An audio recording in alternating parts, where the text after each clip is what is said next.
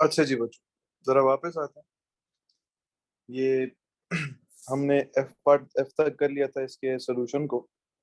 जरा अब लास्ट ये और गेट की बात करते हैं जो हमने एंड पे और गेट किया था। जरा इसकी बात करते हैं।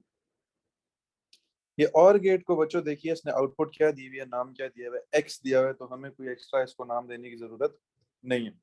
और ये एक्स अगर आप देखें, ये जो और गेट है, इसके आउटपुट्स किस किस इनपुट से आ रहे हैं।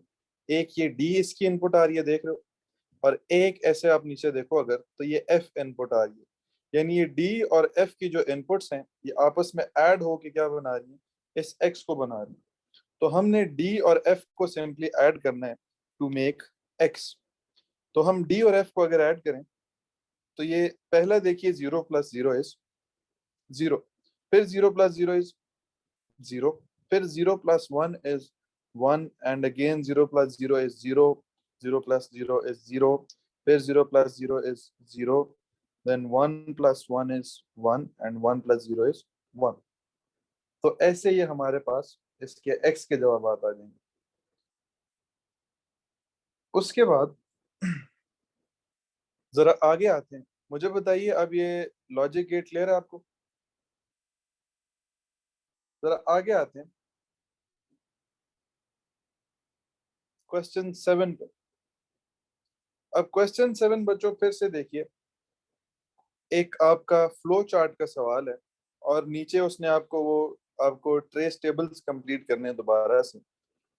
तो देखिए जरा, इसको जरा मैं दोबारा से स्प्लिट करता हूँ जरा इनटू 2 स्क्रीन्स, ताकि हम देख सकें।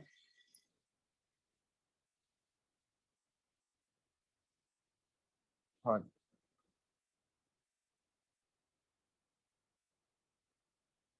ये सवाल हम अपना टेस्ट में भी कर चुके हैं, क्लास में भी डिस्कस कर चुके हैं। जरा इधर देखिएगा कि इसको हमने किस तरह सॉल्व करना है। ये ट्रेस टेबल्स का क्वेश्चन है। देखिए जरा, कहते हैं जी the flow chart represents an algorithm, और कुछ एक उसने पूरा एल्गोरिदम बनाया हुआ है। अच्छा जी, कहते हैं जी स्टार्ट में उसने क्या किया कि वैल्यू सेट कर दिए। एक तो जमाल दोबारा मिल गया, यस। एक तो उसने क्या किया, एक फ्लैग है, उसको उसने क्या वैल्यू दे दिया, 0 वैल्यू दिया। यहाँ पे आप देखें तो हम भी जाके क्या करेंगे, फ्लैग में 0 लिख देंगे। उसके बाद अगर आप देखें, तो एक काउंट का वेरिएबल है जिसको उसने क्या वैल्यू दे दिया, 1 वैल्यू दे दी। ऐसे ही है। इसके बाद क्या कर रहे हैं वो, कि नीचे जाके देखते हैं कि is name count greater than name count +1। क्या जो पहले वाला नाम है, जो नाम जमाल का है, क्या वो ग्रेटर है देन द नाम जिस जो आमिर आमिर का है, यस या नो? यस या नो? बात करते हैं, उसकी भी बात करते हैं। तो मुझे बताइए, एक मिनट, क्या जमाल का जो नाम है वो ग्रेटर है देन द आमिर का वो जो नाम के लेटर्स हैं कि नहीं? यस। तो ये क्या होगा, आगे क्या होगा कि यस पे जब हम फॉलो करेंगे, तो एक टेम्प का जो वेरिएबल है उसमें क्या आ जाएगा, जो नेम काउंट है। काउंट में इस वक्त क्या पड़ा हुआ है, 1 पड़ा हुआ है। यानी जो ये फर्स्ट इंडेक्स पे नाम है, ये जमाल का नाम है, ये किस में स्टोर हो जाएगा, टेम्प में स्टोर हो जाएगा। तो टेम्प में हम जाके किसको स्टोर कर लेंगे, ऐसे जमाल के नाम। और फिर क्या होगा कि वो जो काउंट +1 यानी 1 + 1 में, यानी वो नेम 2 पे जो नाम पड़ा हुआ है, वो किसका पड़ा हुआ है, आमिर का पड़ा हुआ है, वो असाइन हो जाएगा नेम 1 को दोबारा से। तो ये नेम 1 के अंदर किसका नाम आ जाएगा, आमिर का नाम आ जाएगा। और वो जो टेम्प में नाम पड़ा हुआ है, वो वापस किस में आ जाएगा, काउंट +1 वाले इंडेक्स पे, यानी 1 + 1 वाला इंडेक्स विच इज 2। तो ये जो इंडेक्स 2 है, इस पे ये टेम्प की वैल्यू आ जाएगी, तो इधर हम क्या लिख देंगे जी, जमाल। और फ्लैग में क्या आ जाएगा, 1 आ जाएगा, तो फ्लैग को हम क्या कर देंगे, 1 कर देंगे। और इसके बाद क्या होगा मुझे बताइए। इसके बाद हम दोबारा से इस फ्लो लाइन को फॉलो करेंगे, और ये काउंट इक्वल्स टू काउंट +1 होगा, तो ये काउंट क्या बन जाएगा आपका, 2 बन जाएगा। और फिर इधर से नीचे हम इस फ्लो लाइन को फॉलो करेंगे, कहते हैं इस काउंट इक्वल्स टू 4, यस या नो मुझे बताइए। ये काउंट क्या है, ये पूरा अभी रिपीट करूंगा, ये एक दफा नहीं, 4-5 दफा होगा, उम्र देखिएगा। तो जब ये काउंट 4 के इक्वल नहीं है, नो है, तो इस फ्लो लाइन के थ्रू हम वापस किधर आ जाएंगे, आपके स्टार्ट पे आ जाएंगे। और दोबारा से वो क्या करेगा कि अब काउंट क्योंकि 2 हो चुका है, तो अब दोबारा से हमें क्या कह रहे हैं कि वो जो इज नेम काउंट, यानी काउंट में अब मुझे बताइए क्या पड़ा है, 2 पड़ा है। कहते हैं is name count greater than name count plus 1। क्या वो जो जमाल का नाम है, फिर से काउंट प्लस 1 का क्या मतलब है, थर्ड इंडेक्स पे, क्या वो उससे ग्रेटर है कि नहीं? यस या no? Yes, it is greater. ठीक है। तो अब क्या होगा कि अब दोबारा से ये नेम नेम काउंट जो है, मतलब अब जो काउंट सेकंड पे है, 2 पे है, तो अब जो सेकंड इंडेक्स पे नाम पड़ा है, सेकंड इंडेक्स पे क्या नाम पड़ा है, ये जमाल ही नहीं पड़ा हुआ। तो ये किस पे चला जाएगा, टेम्प के वेरिएबल में चला जाएगा। और अब क्या होगा, ओ सॉरी मैं लिखी टेम्प दिया था।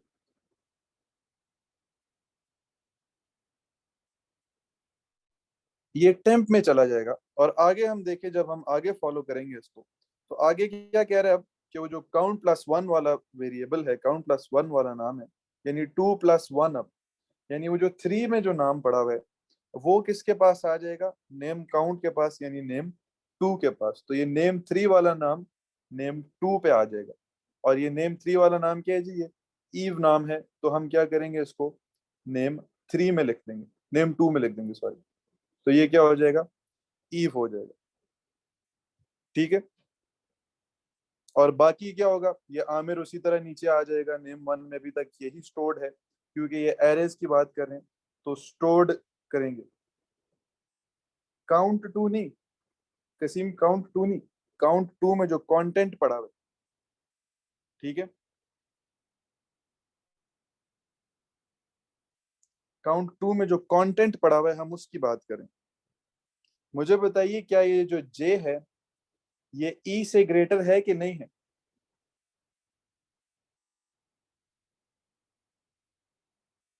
तो फिर जो काउंट प्लस 1 से अगर ग्रेटर है, तो वो क्या होगा, टेम्प में चला जाएगा।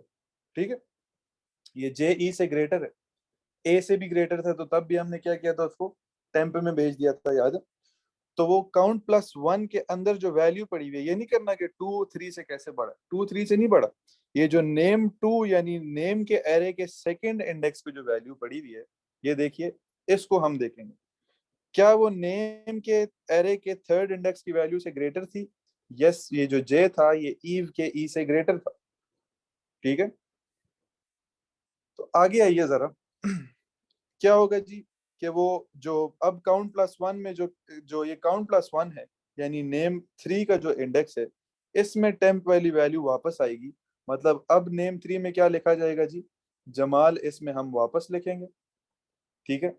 और अब फ्लैग में क्या वैल्यू आ जाएगी, फ्लैग को 1 मिल जाएगा दोबारा से। तो फ्लैग में अब दोबारा से हम क्या लिख देंगे, 1 लिख देंगे।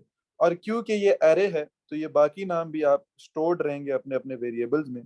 ऐसे इधर ईव स्टोर्ड रहेगा, इधर तारा स्टोर्ड रहेगा, इधर भी तारा स्टोर्ड रहेगा। ठीक है। कंफ्यूजिंग किस तरह, जरा एक सेकंड देखो, इसको एक सेकंड, पूरे नाम को, पूरे नेम्स को जरा इग्नोर करें। मैं आपको कुछ इनिशियल्स लिख के देता हूँ, इधर देखो, ABCD। और ऐसे मैं आपको 3 खाने बना के देता हूँ। ठीक है।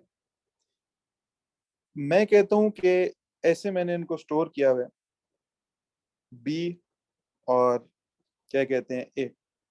और ये तीसरा एक खाना है, ये मैंने फालतू एक टेम्पररी खाना बनाया। मुझे बताइए कि ये जो एक एरे की बात करते हैं, ये जो इस वैल्यू पे, यानी ये फर्स्ट इंडेक्स पे जो वैल्यू पड़ी हुई है, क्या ये सेकंड इंडेक्स वाली वैल्यू से ग्रेटर है कि नहीं? क्या बी ए से ग्रेटर है कि नहीं? बी बाद में आता है ना। बी की एस की वैल्यू ग्रेटर होगी या ए की एस की वैल्यू ग्रेटर होगी? मुझे बताइए। ए की तो क्या होगी, 65 होगी, ऐसी है। बी की क्या होगी, नहीं नहीं, बी की ग्रेटर होगी ना, 66 होगी। तो किसकी ग्रेटर होगी वैल्यू, बी की ग्रेटर होगी। ठीक है। तो मैं क्या करूंगा कि ये जो बी है, इसको मैं टेम्परेरीली स्टोर कर दूंगा किसमें, इस टेम्प के वेरिएबल में। और ये जो ए है, इसको मैं ला के स्टोर कर दूंगा बी की जगह पे, ऐसे। और अब मैं क्या करूंगा, क्योंकि मेरे पास ये देखो अब ये भी खाली बच गया, और अब मैंने क्या किया, उस बी को उठा के उधर से इधर लिख दिया। तो ये देख रहे हो जो ग्रेटर वाला था वो किधर चला गया, आगे चला गया।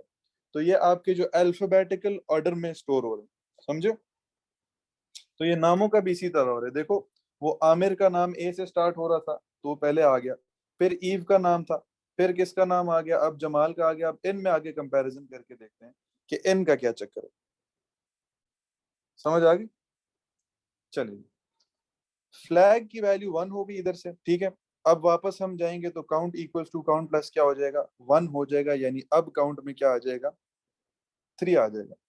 और कहते हैं is count equals to 4, is 3 equals to 4, नहीं जी, it is not equals to 4। तो ये वापस किधर चला जाएगा, 9 पे चला जाएगा और फिर स्टार्ट में आ जाएगा।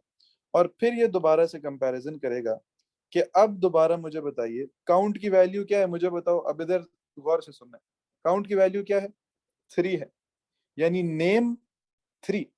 नेम 3 कहाँ पे है, जरा मुझे राइट साइड पे आइडेंटिफाई करवाइए। क्या नेम 3 ये नहीं है। कहते हैं जो नेम 3 पे वैल्यू पड़ी हुई है, is it greater than name count plus 1। Count में क्या है, 3 प्लस 1। तो क्या नेम 4 की वैल्यू 3 प्लस 1 क्या बनाता है, 4 बनाता है ना। क्या नेम 3 पे जो वैल्यू पड़ी हुई है ये नेम 3 है, इज इट ग्रेटर देन जो नेम 4 पे वैल्यू पड़ी हुई है। अब मुझे आप लोग जवाब दें, is the initial of Jamal which is J greater than the initial of Tara which is T. नहीं ना, ऐसे ही है, नो हो गई। तो हम क्या करेंगे, इस दफा नो को फॉलो करेंगे। जे तो टी से बाद में नहीं आता, जे टी से पहले आता है। तो अल्फाबेटिकल ऑर्डर की अगर बात करें तो टी बाद में आता है, ठीक है। टी की एक एस की वैल्यू ग्रेटर होगी, तो ये नो करेंगे तो ये इसी तरह count equals to count plus 1 करेगा, और काउंट क्या हो जाएगा, काउंट आपका 4 हो जाएगा।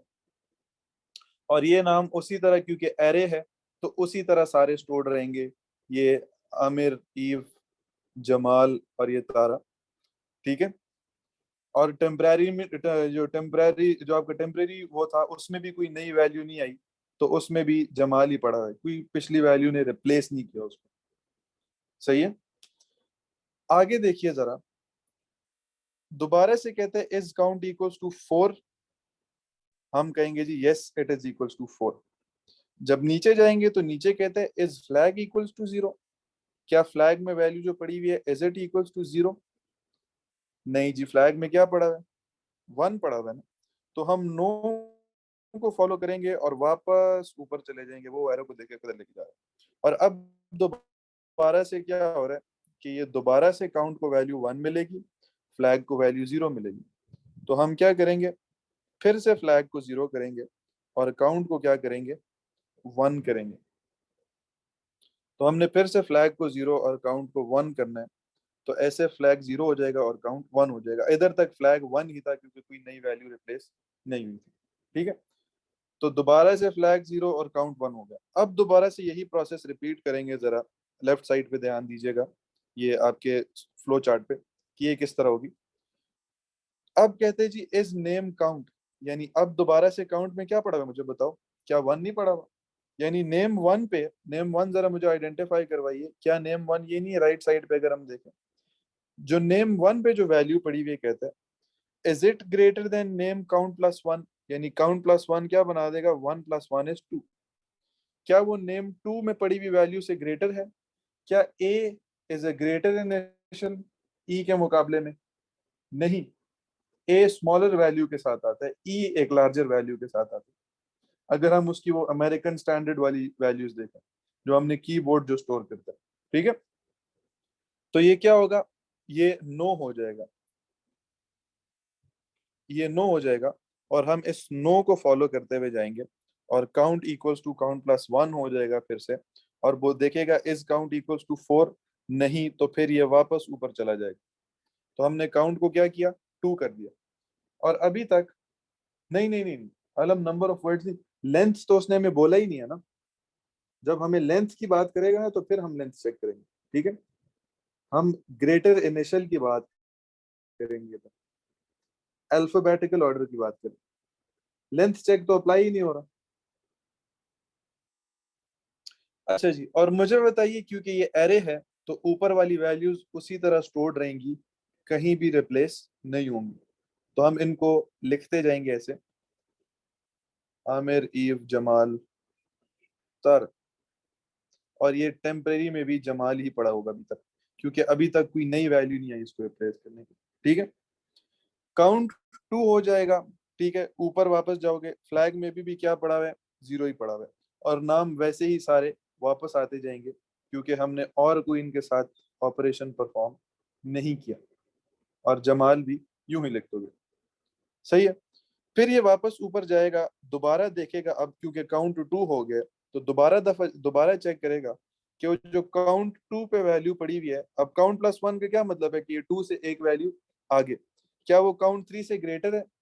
मुझे बताइए, जो 2 पे, नेम 2 पे कौन सी वैल्यू पड़ी हुई?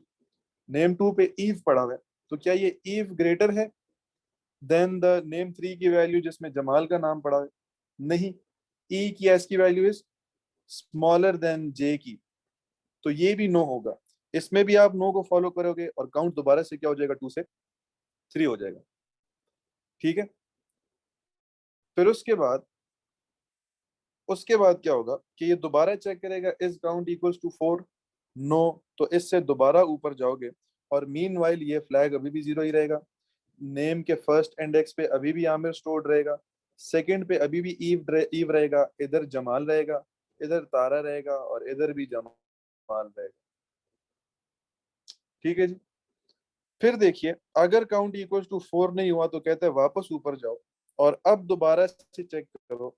अब दोबारा से जरा मुझे बताइए, काउंट की वैल्यू अब बच्चों 3 हो चुकी है। ठीक है, जी जी बिल्कुल। क्योंकि हमने देखो इनिशियल्स को देख रहे हैं ना, कि इनिशियल्स की बात कर रहे हैं। देखो जरा हमारा, अब अगर हम सारे नाम को देखें, तो पहला नाम ए से है, फिर ई से है, फिर जे से है, फिर टी से है। सारे एक अल्फाबेटिकल ऑर्डर में आ गए। लेंथ चेक इस पे अप्लाई नहीं हो रहा। अच्छा जी। फिर उसके बाद देखिए बच्चों, जब काउंट 3 हो जाएगा हमारा, तो मुझे बताइए, यानी नेम 3, जो नेम 3 पे वैल्यू पड़ी हुई है, इधर देखिए, फिलहाल अभी नेम 3 पे जमाल का नाम पड़ा हुआ है। कहता है is it greater than name count plus 1, यानी नेम 4? क्या जे, जमाल का इनिशियल, ग्रेटर है तारा के इनिशियल से? नहीं। तो इधर भी नो होगा, और count equals to count plus 1 होके अब काउंट क्या हो जाएगा, फिर से 4 हो जाएगा। फिर उसके बाद जरा देखिए, दोबारा चेक करेगा कि is count equals to 4, yes या no? Yes, count is equals to 4। और तब तक क्या होगा, ये 0 ही रहेगा, ये आमिर ही रहेगा, ये ईव ही रहेगा, ये जमाल ही रहेगा, इसमें ये तारा ही लिखा रहेगा, और इसमें भी ये जमाल ही लिखा रहेगा। और ये जब हम यस को फॉलो करेंगे, तो is flag equals to 0? Yes या नो मुझे बताइए। Yes, flag is equals to 0। ऐसे ही है, फ्लैग में देखो क्या वैल्यू आ रही है, 0 ही आ रही है कि नहीं आ रही? तो यस पे जैसे ही फॉलो करोगे, तो ये आपका एल्गोरिदम क्या हो जाएगा, खत्म हो जाएगा। समझ आई?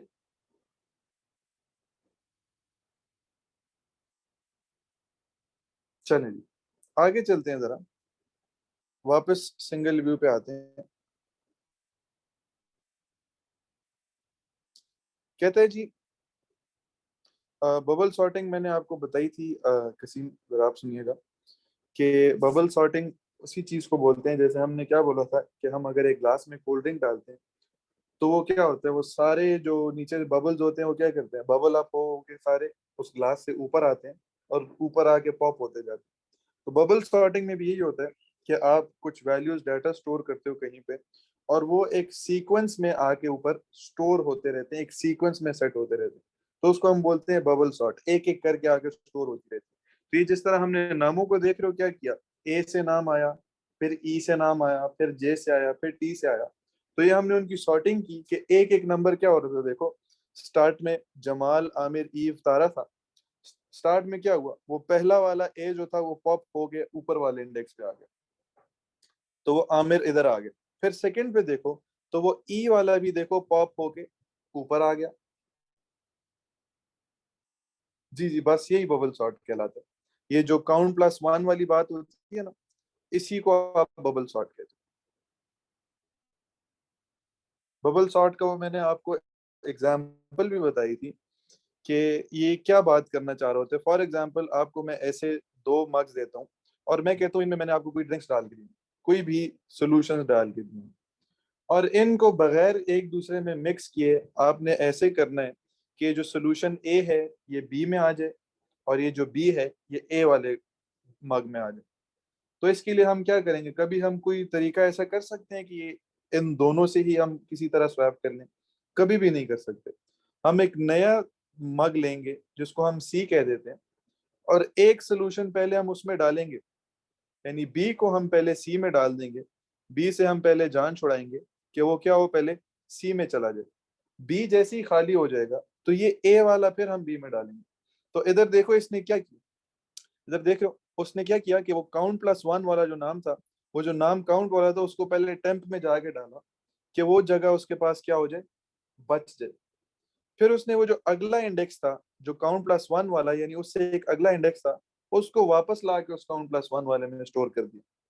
और फिर एंड में क्या किया कि वो टेम्प से उठा के वापस काउंट+1 में उस नाम को स्टोर कर दिया। तो ये ऐसे ही किया उसने कि एक तीसरे उसने उसको टेम्पररी का नाम दे दिया, एक तीसरे मग में उसने एक सारा सोल्यूशन डाला, ठीक है।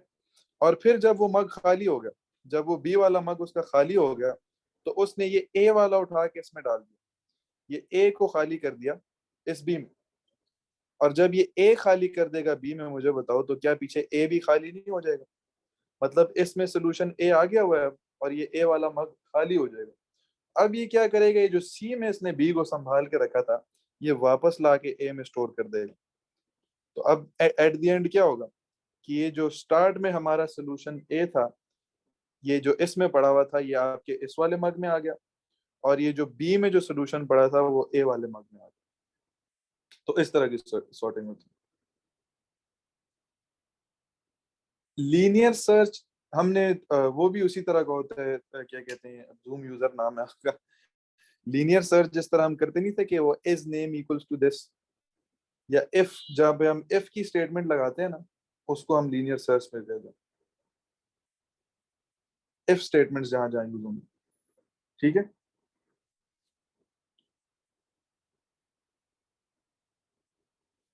अच्छा जी, आगे देखते हैं जरा। कहते हैं जी, describe what the algorithm represented by the flow chart is doing. अब मुझे बताइए, क्या आप बता सकते हैं कि वो क्या कर रहे हैं? वो जो फ्लो चार्ट है ये क्या कर रहे हैं? ये नामों को क्या कर रहे हैं आपके, सॉर्ट कर रहे हैं। In what order? Ascending order. तो हम क्या बोलेंगे कि it is sorting the names in ascending order. तो एक मार्क आपको मिलेगा कि जी ये सॉर्ट कर रहे हैं, और दूसरा मार्क मिलेगा कि ये असेंडिंग ऑर्डर में सॉर्ट कर रहे हैं। ठीक हो गया जी। जरा आगे आते हैं, क्वेश्चन 8 पे आते हैं। कहते हैं, a programmer has written an algorithm to check the prices that prices are less than $10। Check करने के लिए कि अगर प्राइसेस $10 से कम है कि नहीं। कहते हैं these values are used as test data. मुझे टेस्ट डाटा की टाइप्स जरा जल्दी से बताइए। टेस्ट डाटा की कौन कौन सी टाइप्स होती हैं? एक हमने पढ़ा था नॉर्मल टेस्ट डाटा, जिसके लिए वो क्या करना होता है बिलाल, जिसके लिए वो क्या करता है, नॉर्मल टेस्ट डाटा वो डाटा होता है जिसपे प्रोग्राम पॉजिटिव रिस्पॉन्स रिस्पॉन्स देता है, यानी ठीक काम करता है। एबनॉर्मल टेस्ट डाटा एक हमने पढ़ा था, वो क्या करता है, उस पे हमें प्रोग्राम एरर मैसेज देता है ताकि हमें पता चले कि ये वैल्यूज इसको एक्सेप्ट नहीं करनी चाहिए। एक होता है हमारा बाउंड्री डाटा, जो कि हमें बताता है कि इस नंबर से आगे आपकी वैल्यूज इनवैलिड होंगी। और एक होती है हमारी एक्सट्रीम डाटा, जो कि रेंज बताता है कि इस एक्सट्रीम से लेके इस एक्सट्रीम तक नंबर्स वैलिड हैं। बहरहाल नॉर्मल एनॉर्मस टेस्ट डाटा कोई टेस्ट डाटा नहीं होता। अच्छा जी, 10.00, मुझे बता सकते हो कि ये किस टाइप ऑफ वो है, आपका डाटा टेस्ट डाटा है?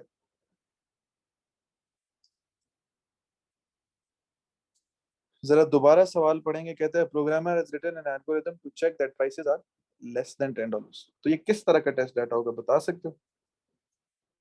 Are less then,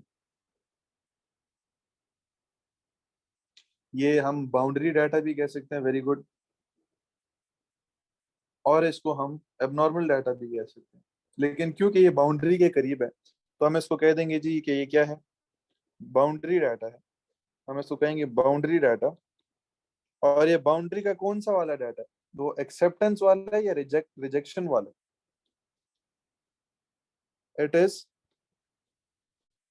rejected. याद है बाउंड्री पे हम दो वैल्यूज बताते थे, एक वैल्यू वो जो एक्सेप्ट होगी और एक वैल्यू वो जो रिजेक्ट होगी। ठीक है, आवाज मेरी क्लियर आ रही है सबको? आवाज ठीक आ रही है? अच्छा जी, बताओ, जवाब दो, आवाज ठीक आ रही है?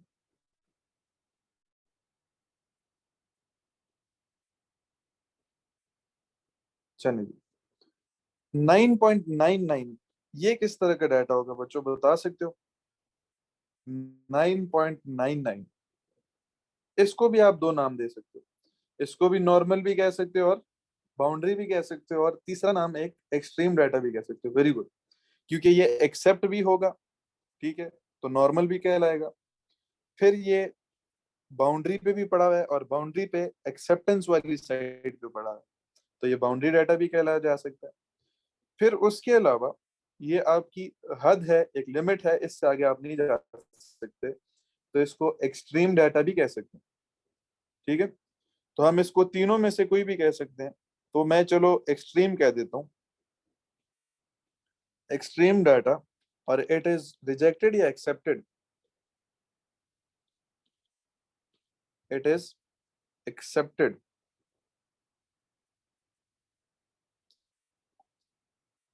आगे आइए जरा, ये 10 मुझे बताइए, इसमें तो शोर शॉर्ट आपको पता होना चाहिए कि ये 10 क्या होगा। वेरी गुड, ये एक एबनॉर्मल टेस्ट डाटा होगा, क्योंकि इसकी तो डाटा टाइप ही अलग हो गई है। तो हम इसको क्या बोलेंगे, ये एक एबनॉर्मल टेस्ट डाटा है विच इज एक्सेप्टेड या रिजेक्टेड? It is rejected. ठीक है जी, आगे आइए जरा, 9 पे देखिए, कहता है explain why a program might need to store data in a file. एक फाइल में डाटा स्टोर करने की बच्चों जरूरत क्यों होती है, ये मैंने आपको बड़े अच्छे से एक्सप्लेन किया था कि एक फाइल में नीड क्या होती है, एक फाइल में डाटा स्टोर करने की।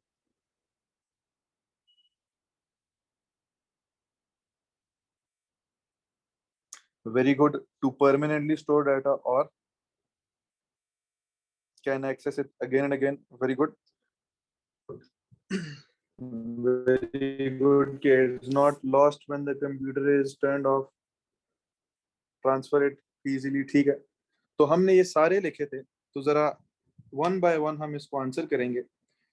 पहला पॉइंट लिखते हैं जी, कि पहला पॉइंट हम लिखेंगे कि so that the data is not lost, so that the data is not lost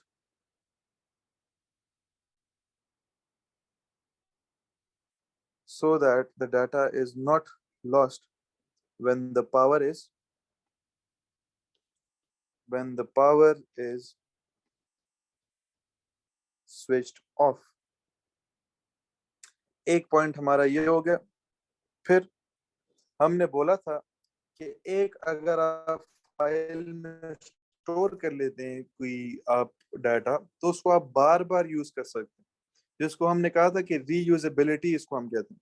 तो हम क्या कहेंगे कि data can be used again and again, data can be used again and again, या हम इसको भी कह सकते हैं, ऐसे भी कह सकते हैं कि डाटा कैन बी रीयूज्ड। ठीक है,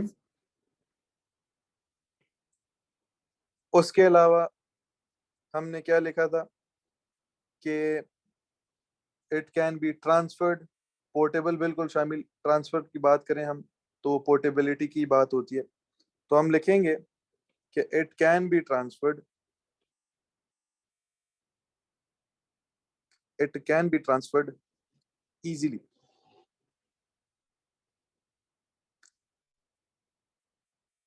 ठीक है जी। इसके अलावा जरा आगे आते हैं। कहता है a function is declared using pseudo code. कहता है फंक्शन सूडो कोड के थ्रू डिक्लेयर किया गया, और ये हमें बहुत अच्छे तरीके से आता है एक फंक्शन को सूडो कोड के जरिए डिक्लेयर करना। सबसे पहले हम क्या करते हैं, बताते हैं कि एक फंक्शन है, एक रिजर्व्ड वर्ड यूज करते हैं फंक्शन का, और इस फंक्शन का फिर नाम लिखते हैं जो कि इस केस में है कन्वर्ट टू सेंटीमीटर्स। अच्छा, मैं अगर बात करूं कि इसके पैरामीटर्स का क्या नाम है, तो आप मुझे बता सकते हो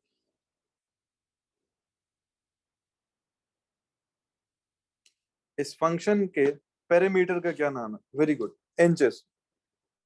जो वेरिएबल फंक्शन के अंदर यूज होता है बच्चों, उसको हम उसका पैरामीटर कहते हैं। और ये रिटर्न करेगा एक रियल वैल्यू।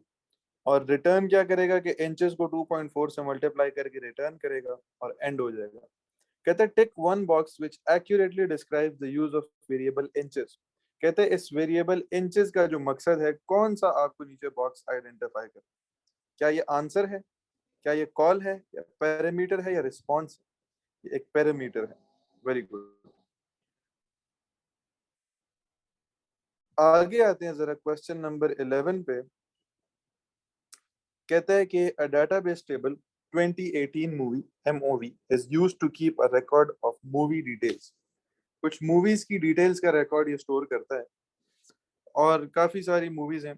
कहते हैं state the number of records in the database. तो क्या मुझे आप लोग रिकॉर्ड इसमें गिन के बता सकते हैं कितने रिकॉर्ड्स क्या होते हैं? ये सारे जो आपके जो हॉरिजॉन्टल ये जो लाइंस होती हैं, इन सबको हम कहते हैं रिकॉर्ड्स होते हैं। तो मुझे इसमें गिन के बता सकते हैं कितने रिकॉर्ड्स हैं? 20 रिकॉर्ड हैं। Very good. तो रिकॉर्ड्स इसमें कितने हैं? 20 रिकॉर्ड्स हैं। और उसके अलावा बी पार्ट में कहते हैं कि give the name of the field that would be used for the primary key. तो कौन सी फील्ड आपको ऐसी लगती है जो कि प्राइमरी की के तौर पे यूज हो सकती है?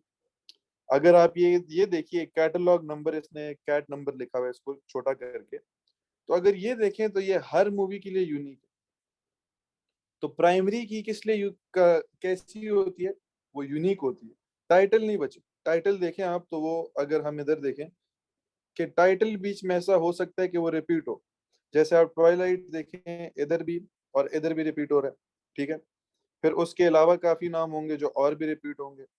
तो आप इस तरह नहीं ले सकते, रख सकते जो कि रिपीट हो, आपने रखने हैं यूनिक नाम। ठीक है जी। तो कौन सी होगी हमारी? ये कैटलॉग नंबर की होगी। ये कैट नंबर उसने निकाला। और कहते हैं state the reason for choosing this field for the primary key. तो मुझे बताइए हम किसी भी फील्ड को एज प्राइमरी की क्यों चूज करते हैं? वेरी गुड, क्योंकि वो यूनिक होती है। तो हम लिखेंगे कि इट यूनिकली आइडेंटिफाइज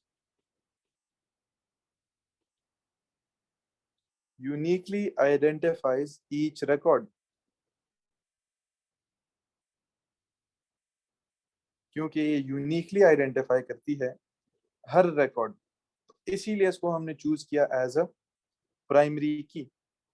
जरा आगे आते हैं। आगे कहते हैं complete the table to identify the most appropriate data type for each field based on the data shown in the database table 2018 movies. तो मुझे बताइए हर फील्ड के लिए कहते हैं कि एक आपने अप्रोप्रिएट डाटा टाइप बतानी है। ये कैटलॉग नंबर, टाइटल, ये जॉनरा वन और स्ट्रीमिंग। जरा आगे देखते हैं कि किस किस तरह का इसमें इसने डाटा स्टोर किया हुआ है। ये कैटलॉग नंबर में देख रहे हो, ये कैरेक्टर भी है, नंबर्स भी हैं। ठीक है। ये अगर हम सूडो कोड की बात करते हैं, तो ये किस तरह का, मुझे बताइए, डाटा टाइप से बिलोंग करता है सूडो कोड में? क्या ये स्ट्रिंग से ना बिलोंग करता? इसी तरह ये टाइटल जो है, ये भी किससे बिलोंग करता? स्ट्रिंग से बिलोंग करता। इसी तरह ये जॉनरा वन जो है, ये भी स्ट्रिंग से बिलोंग करता। इसी तरह उसने हमसे स्ट्रीमिंग का पूछा था, इसमें देखिए सारे yes no yes no yes no. तो ये किससे बिलोंग करते हैं, बता सकते हो? ये हमारे बूलियन से करते थे।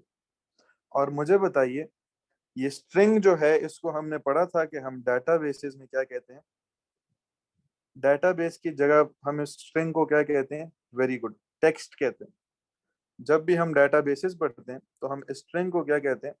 टेक्स्ट कहते हैं। और इंटीजर की अगर बात की जाए तो उसको हम क्या कहते हैं? ये आपका टाइटल भी टेक्स्ट होगा, ये जॉनरा 1 भी टेक्स्ट होगा, और ये स्ट्रीमिंग उसी तरह बूलियन होगा। गुड जी, नंबर कहते हैं। ठीक है, तो ये आपका डाटा टाइप्स बताने के 2 मार्क्स। अब देखो क्या कह रहे हैं कि complete the structured query language SQL to return the category number and title for all comedy movies. आपने रिटर्न करने हैं कैटेगरी नंबर और title for all comedy movies. सारी मूवीज के, कॉमेडी मूवीज के आपने टाइटल और कैटेगरी नंबर्स करने हैं। तो उसने सिलेक्ट कैटेगरी नंबर और टाइटल खुद किया हुआ है। अब इधर देखो, अब इस तरह का बचगाना सवाल दिया उसने कि ये यहाँ पे क्या लिखाना चाहिए। Very good. ये दूसरा रिजर्व वर्ड होता है, किस टेबल से आप सिलेक्ट करें उसके लिए क्या आता है, फ्रॉम। और जॉनरा 1 उसका क्या हो, किस तरह की मूवी हो, कॉमेडी मूवी हो। तो जॉनरा 1 क्या होना चाहिए, ऊपर आके अगर हम देखें, कॉमेडी के लिए उसने कैपिटल लिखा, स्मॉल ही लिखा, स्मॉल ही लिखा। तो जॉनरा 1 में क्या होना चाहिए जी, कॉमेडी। इसके लिए 2 मार्क्स। अब समझ रहे हो मैं पूरा पूरा क्यों सिखा रहा था आपको। अब सिर्फ वो पैचेस में हम सीखते तो वो बड़ा अजीब सा होता कि फिर आपको कभी एक साइड से मिस कर देता, दूसरी से मिस कर देता, तो सोचते ही रहते कि किसका क्या जवाब।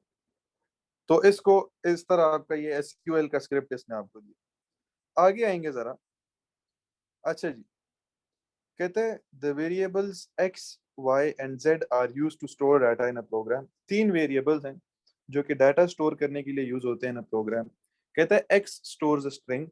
x जो है वो एक स्ट्रिंग को स्टोर करता है। कहता है y stores a position in the string. y क्या करता है, पोजीशन स्टोर करता है। फॉर एग्जांपल, एक स्ट्रिंग में लिखूं अगर ABCD, तो y क्या करेगा, वाई बताएगा जी इसकी पोजीशन क्या है, 2 है, इसकी पोजीशन क्या है स्ट्रिंग में, 3, इसकी क्या है, 4 है, इसकी क्या है, 1 है। तो वाई ये स्टोर करेगा। कहते हैं Z stores the number of characters in the string. और मुझे बताइए जेड में इसके मुताबिक क्या स्टोर्ड होगा, 4 स्टोर्ड होगा, क्योंकि इस पूरी स्ट्रिंग में 4 कैरेक्टर हैं। कहता है write pseudo code statements to declare the variable X Y and Z. अब आपने बिल्कुल लिख सकते हो आलम, बिल्कुल ठीक है। अच्छा जी, मुझे बताइए एक्स वाई और जी को कहते हैं आपने डिक्लेयर करना है। एक्स वाई और जी को डिक्लेयर करना है। मुझे बताइए एक्स एक स्ट्रिंग है, तो हम डिक्लेयर करेंगे जब एक्स को, तो हम क्या लिखेंगे, वो डिक्लेयर का रिजर्व वर्ड लिखेंगे, डिक्लेयर एक्स कहेंगे, और उसकी डाटा टाइप क्या होगी मुझे बताइए, स्ट्रिंग। Very good. और मुझे बताइए ये y भी एक नंबर स्टोर कर रहा है, ये z भी एक नंबर स्टोर कर रहा है, तो इन दोनों की डाटा टाइप क्या होनी चाहिए, और ये होल नंबर ही स्टोर कर रहा है, तो इन दोनों की डाटा टाइप ऐसे क्या होगी, इंटीजर होगी। तो इधर भी हम क्या करेंगे, डिक्लेयर करेंगे z को एज इंटीजर। गलत हो गया, ऐसे। तो इसके देखो 3 मार्क्स है, इसीलिए डिक्लेरेशन भी जरूरी थी। सिंपल सिंपल देख रहे हो, उसने सवाल इतने कोई कॉम्प्लिकेटेड रखे ही नहीं। सिंपल सिंपल सवालात चलते जा रहे हैं और जान छूटती जा रही है। जरा आगे आते हैं बी पार्ट पे। कहते हैं द फंक्शन लेंथ जो है finds the length of a string x, यानी उस वो जो x की स्ट्रिंग थी उसकी लेंथ फाइंड करता है। क्या हमने लेंथ का फंक्शन पढ़ा हुआ है कि नहीं पढ़ा हुआ, नोट्स में हमने लेंथ का फंक्शन पढ़ा। फिर कहते हैं द फंक्शन सब स्ट्रिंग, ये सब स्ट्रिंग का फंक्शन भी पढ़ा हुआ है। 2 to 3 मार्क्स होते हैं, 2 मार्क्स होते हैं मोस्टली। अच्छा जी, जरा इधर देखिए, सब स्ट्रिंग का फंक्शन क्या करता है कि कहते हैं फाइंड्स अ सब string of x starting at position y, वो y से स्टार्ट करते हुए, एंड z कैरेक्टर्स लॉन्ग। कहते हैं the first character in x is in position 1। ये सब स्ट्रिंग के सवाल भी हमने पढ़े हैं। अच्छा जी, नमाज की ब्रेक ले लें जरा, इधर से हम जरा रीस्टार्ट करेंगे। आप सारे जरा नमाज की ब्रेक ले लें। देखिए जरा बच्चों, ये बी पार्ट जो है इसका, इसका बी पार्ट कह रहे हैं कि एक फंक्शन जो है लेंथ का फंक्शन, जो कि क्या करता है कि वो स्ट्रिंग x की लेंथ फाइंड करके देता है। कहते हैं एक और फंक्शन है सब स्ट्रिंग का फंक्शन, जो कि x के अंदर से एक और स्ट्रिंग यानी एक छोटी स्ट्रिंग फाइंड करके देता है जो कि y पोजीशन से स्टार्ट होती है और वो z कैरेक्टर्स लॉन्ग होती है। कहते हैं the first character in x is in the position 1, यानी पहला कैरेक्टर जो x स्ट्रिंग का है वो पोजीशन 1 पे है। कहते हैं write pseudo code statements to store the string programming is fun in x। कहते हैं इस स्ट्रिंग को आपने स्टोर करना है इन x में, प्रोग्रामिंग इज फन। मुझे बताइए, ये एक असाइनमेंट नहीं चल रही कि ये जो एक वेरिएबल है स्ट्रिंग डाटा टाइप का, इसको आपने टेक्स्ट असाइन कर देना। तो हम किस तरह करते हैं, वो प्रोग्रामिंग स्टेटमेंट किस तरह लिखते हैं कि वो जो x का वेरिएबल है उसको हम असाइन करेंगे। क्या असाइन करेंगे? ये प्रोग्रामिंग इज फन, ये इसको हम असाइन करेंगे। ठीक है जी। तो इस तरह हमने ये एक स्टेटमेंट लिखी। फिर कहते हैं जी find the length of the string and output it. एक तो फिर सेकंड में कहता है कि उसकी लेंथ फाइंड करनी है और उसको आउटपुट करनी है। मुझे बताइए लेंथ बच्चों उस स्ट्रिंग की कौन सा फंक्शन फाइंड करके देगा? क्या ये लेंथ का फंक्शन नहीं फाइंड करके देगा? तो हम क्या करेंगे, इधर सिंपली लिखेंगे आउटपुट। आउटपुट करने किसको? लेंथ को। किसकी लेंथ को? ये एक्स की लेंथ को। ठीक है जी। उसके बाद देखिए कहते हैं कि जी extract the word fun from the string and output it. अब वर्ड फन इस पूरी स्ट्रिंग से यानी एक सब स्ट्रिंग निकालनी है जो कि है फन इस पूरी स्ट्रिंग में से। तो मुझे बताइए उसको हम किस तरह करेंगे कि ये सब स्ट्रिंग का हम फंक्शन यूज करेंगे। ऐसे हम लिखेंगे सब स्ट्रिंग और हम इसमें बताएंगे कि इस किस स्ट्रिंग से निकालना है। हम क्या बताएंगे, एक्स से निकालना है जिसमें y की वैल्यू क्या है मुझे बताइए। जी जी करवाऊंगा बिल्कुल। y की वैल्यू क्या होगी मुझे बताइए बच्चों, y में क्या स्टोर होगा बता सकते हो? y क्या है? स्टार्टिंग पोजीशन है ऑफ द स्ट्रिंग। तो इस स्ट्रिंग की स्टार्टिंग पोजीशन कहाँ पे है? इस फन की स्टार्टिंग पोजीशन क्या होगी? अगर हम काउंट करना शुरू करें ये प्रोग्रामिंग इस फन में, तो ये 1 2 3 4 5 6 7 8 9 10 11, ये स्पेस भी आएगा 12, फिर 13 14 एंड ये 15। बल्कि नहीं, ये हम करेंगे 1 2 3 4 5 6 7 8 9 10 11 12 13 14 15।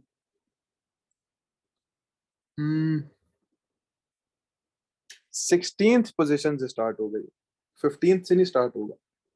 ईमान ये जो वाई की पोजीशन है ये 16th से स्टार्ट होगी, 15 गलत लिखा, काउंटिंग गलत थी। तो वाई में क्या पड़ा होगा? 16 पड़ा होगा कि स्टार्ट आपने किससे करना है? 16 से करना है। और जेड में क्या पड़ा होगा मुझे बता सकते हो कि कितने कैरेक्टर्स लॉन्ग हो वो स्ट्रिंग? मुझे बताइए ये स्ट्रिंग ये फन जो है कितने कैरेक्टर्स लॉन्ग है? ये 1 2 3 कैरेक्टर्स नहीं। तो जेड में क्या पड़ा होगा? 3 पड़ा होगा। तो हम ये इस सब स्ट्रिंग को जब ये एक्स वाई जी पास करेंगे तो इसका क्या मतलब होगा कि ये इस एक्स में से यानी प्रोग्रामिंग इस फन में से एक्स में जो कुछ भी पड़ा हुआ है और वो क्या पड़ा हुआ है,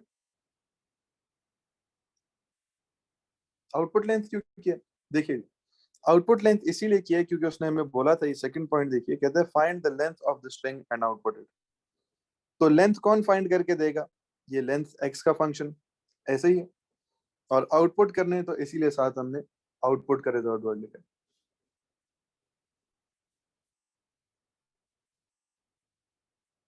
ठीक है जी।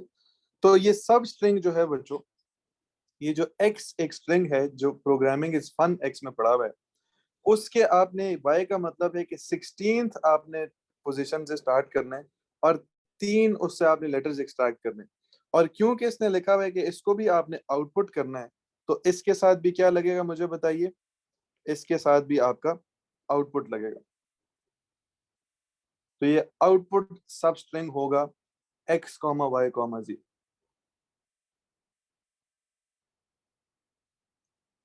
आगे आते हैं जरा।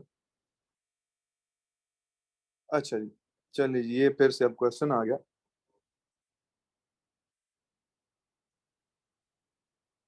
क्या हो गया फिर? हिरकिन, अच्छा फिर से देखेंगे, फिर से देखेंगे। मैंने कहा पता नहीं कौन सी जुबान बोल रहे। देखें बच्चों, ये लेंथ वाला भी दोबारा से करूं या ये क्लियर है? फिर से करा देते हैं जी, खैर नमाज लंबी पड़ गया है। चलें जी, फिर से देखें। कहते हैं जी कि आपने क्या करना है कि एक तो उसकी जो स्टोर है, जो स्ट्रिंग स्टोर करनी है आपने, programming is fun in x, x में आपने स्ट्रिंग स्टोर करनी है। किसी भी वेरिएबल में कुछ भी स्टोर करना हो तो हम क्या करते हैं, ये असाइनमेंट स्टेटमेंट वाला एक एरो यूज करते हैं, और इसमें हम ये पूरी स्ट्रिंग स्टोर करेंगे जिसको हम क्या कहेंगे, प्रोग्रामिंग इज फन। ये पूरी स्ट्रिंग किसको असाइन हो जाएगी, एक्स को, यानी ये जो एक्स एक स्ट्रिंग डाटा टाइप का वेरिएबल था, इसमें जाके ये स्टोर हो जाएगी। ठीक है। फिर उसके बाद सेकेंड बुलेट पॉइंट में कहता है कि find the length of the string and output it. तो किसी भी स्ट्रिंग की लेंथ फाइंड करने के लिए इसने हमें ये ऊपर बताया हुआ है कि ये आप फॉर्मूला लगाते हैं, ये लेंथ एक्स का। तो एक्स की हमने लेंथ फाइंड करनी है, तो और उसको साथ साथ क्या करना है जी, आउटपुट भी करना है। तो हम क्या लिखेंगे, आपने आउटपुट करना है फंक्शन अप्लाई करते हुए कौन सा, लेंथ का ऑन एक्स, यानी एक्स की जो भी लेंथ की वैल्यू जो पड़ी हुई है उसको आपने क्या कर देना, स्क्रीन पे डिस्प्ले कर देना। यहां तक क्लियर है खिजर? फिर आगे आइए जरा, आगे कहते हैं कि आपने एक्सट्रैक्ट करना है वर्ड फन को फ्रॉम दिस स्ट्रिंग और आउटपुट करना है। अब फन का वर्ड के लिए मुझे बताइए, ये जो सब स्ट्रिंग का हमारे पास फंक्शन है, ये देखिए ये एक फंक्शन है जी सब स्ट्रिंग का, उसने हमें ऊपर दिया हुआ है कि ये सब स्ट्रिंग का फंक्शन है, और इसके अंदर कुछ वेरिएबल्स हैं, एक्स है, वाई है और जेड है। एक्स के अंदर तो हमारा जी ये पूरा वो स्टोर हुआ है, स्ट्रिंग प्रोग्रामिंग इज फन। ठीक है। लेकिन ये वाई और जेड में क्या पड़ा हुआ है, ये हमने पहले बताना है इसको। मुझे बताइए वाई क्या बताते हैं, starting position of the string, सब स्ट्रिंग। तो ये फन की स्टार्टिंग पोजीशन अगर हम कैलकुलेट करें, तो ये वन पी वन पे पड़ा है, फिर ये टू, फिर three, four, five, six, seven, eight, nine, ten, eleven, फिर ये स्पेस 12, फिर 13, 14, फिर से स्पेस है 15, एंड एफ जो है वो 16 पे पड़ा हुआ है। यानी वाई के पास क्या स्टोर हुआ है, फिर इसका मतलब है 16 स्टोर हुआ है। नहीं नहीं, हम वैल्यूज इसीलिए लिख सकते हैं ऊपर क्योंकि बिलावल उसने हमें बताया है कि आपने ये वेरिएबल्स यूज करना है। ठीक है, क्योंकि उसने हमें फंक्शन बताया है कि ये एक्स वाई जी इस्तेमाल करना है। और इसके बाद मुझे बताइए जी में क्या स्टोर होगा बच्चों, जी में क्या स्टोर होगा, जी स्टोर करता है कि कितने कैरेक्टर्स वो सब स्ट्रिंग लॉन्ग है। तो मुझे बताइए फन कितने कैरेक्टर्स लॉन्ग है, 3 कैरेक्टर्स लॉन्ग नहीं है। यानी एक्स स्ट्रिंग से एक सब स्ट्रिंग निकालनी है आपने जो कि वाई वाइथ पोजीशन से स्टार्ट हो, यानी 16th पोजीशन से स्टार्ट हो, एंड जी कैरेक्टर्स लॉन्ग हो, यानी 3 कैरेक्टर्स लॉन्ग हो। समझ गए? अच्छा, आई होप ये साथ साथ आप लोग ब्लू शीट्स पे सॉल्व भी कर रहे हो, सिर्फ देख नहीं रहे हो, क्योंकि साथ साथ आपने इसको सॉल्व करना है इन चीजों को, तभी क्लियर होंगे। अच्छा जी, उसके बाद जरा ये मशहूर जमाना सवाल पे जी,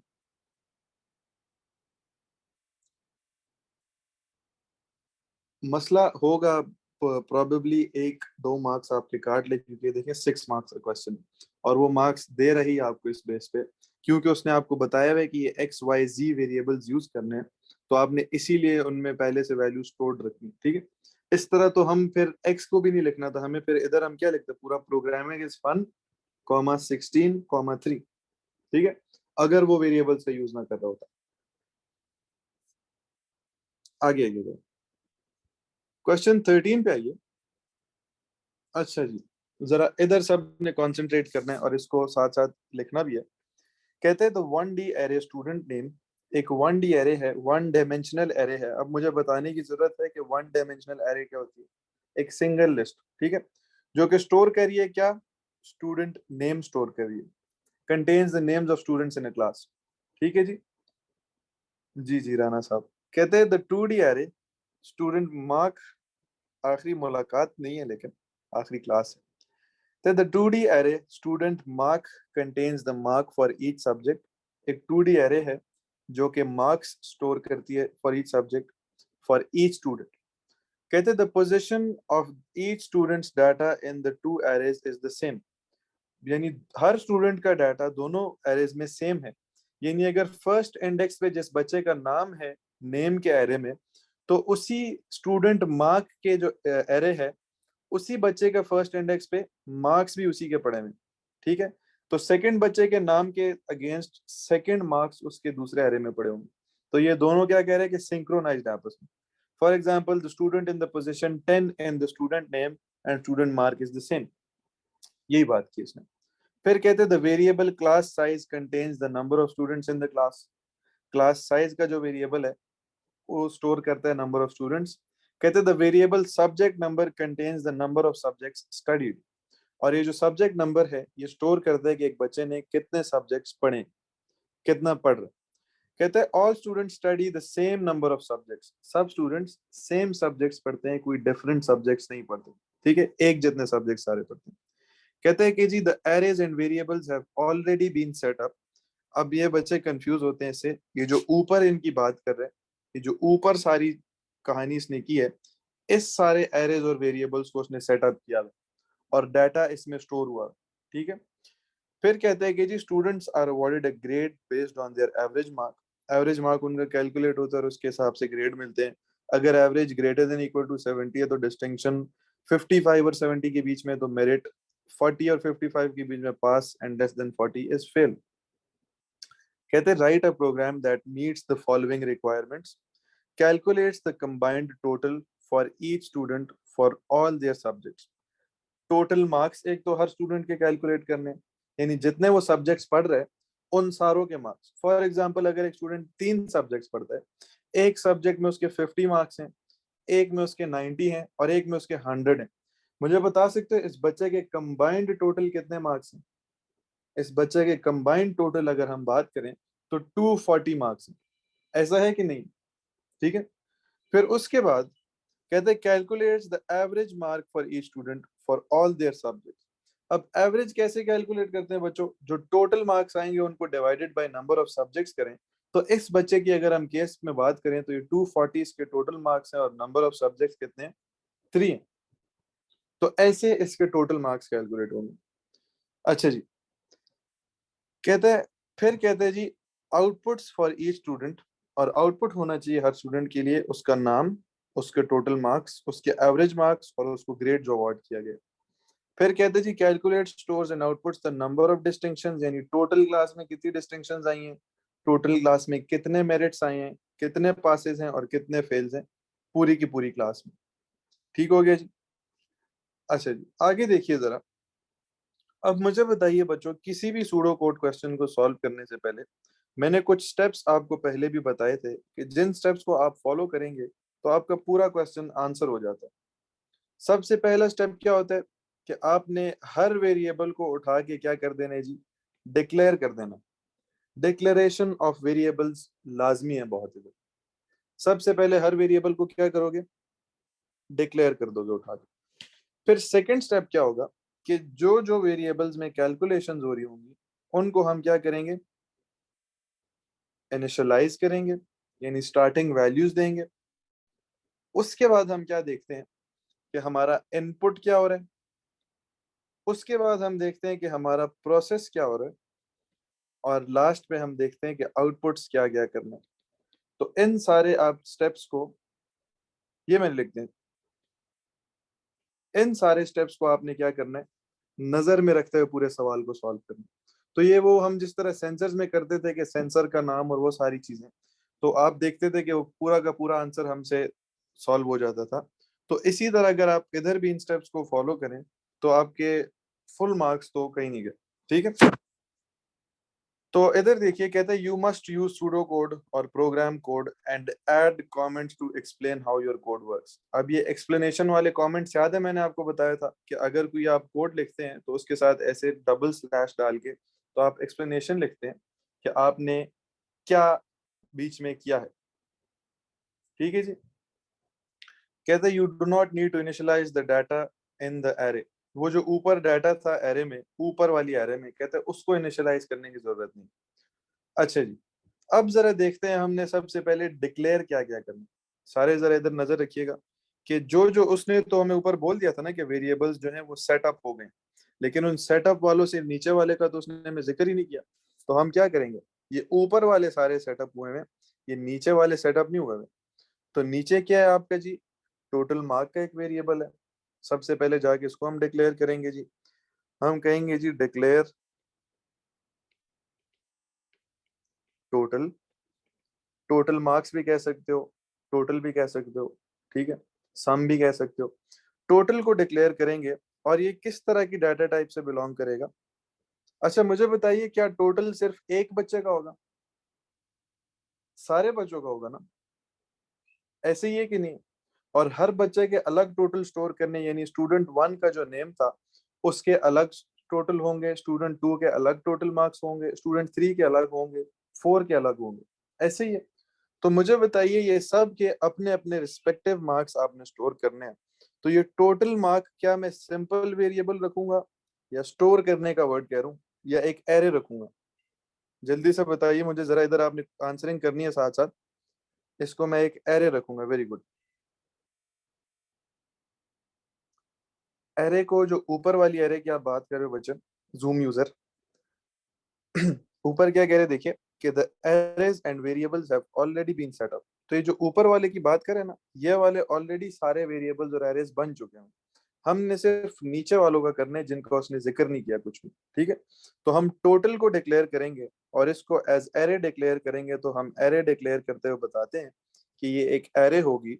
और मुझे बताइए ये कहाँ से कहाँ तक चलेगी, वन से लेकर, वन से लेकर कहाँ तक चलेगी जी, जहां तक आपकी मर्जी, ठीक है। ये देखिए खिजर, ये इसने क्या लिखा हुआ है, कहते हैं कि वो एरेज और variables have been set up and the values have been stored for you. यानी ये जो इधर का सारा जिक्र था उनकी बात हो गई। अगर तो ये कहता है ना कि सारे हो गए, तो फिर ये एंड पे आपको कहता है कि all the arrays and all the variables have been set up. और अगर ऑल हो गए होते तो फिर 15 मार्क्स की तुक नहीं बनती थी। तो किसी भी साइज का इसको मैंने कहा था हम रख लें, कल हमने 100 रखा था, आज हम 50 रख लेते हैं, मर्जी आपकी, क्योंकि हमें डिफाइंड ही नहीं है, ठीक है। फिर उसके बाद किस डाटा टाइप के होंगे, हमने टोटल मार्क्स जो वो करने हैं, कैलकुलेट करने हैं, वो होंगे ऑफ इंटीजर डाटा टाइप, ठीक है जी।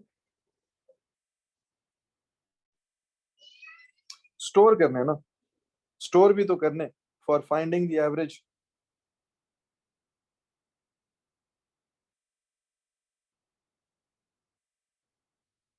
एवरेज, एवरेज कैसे फाइंड करोगे? फिर हर स्टूडेंट को अलग से आउटपुट भी करना।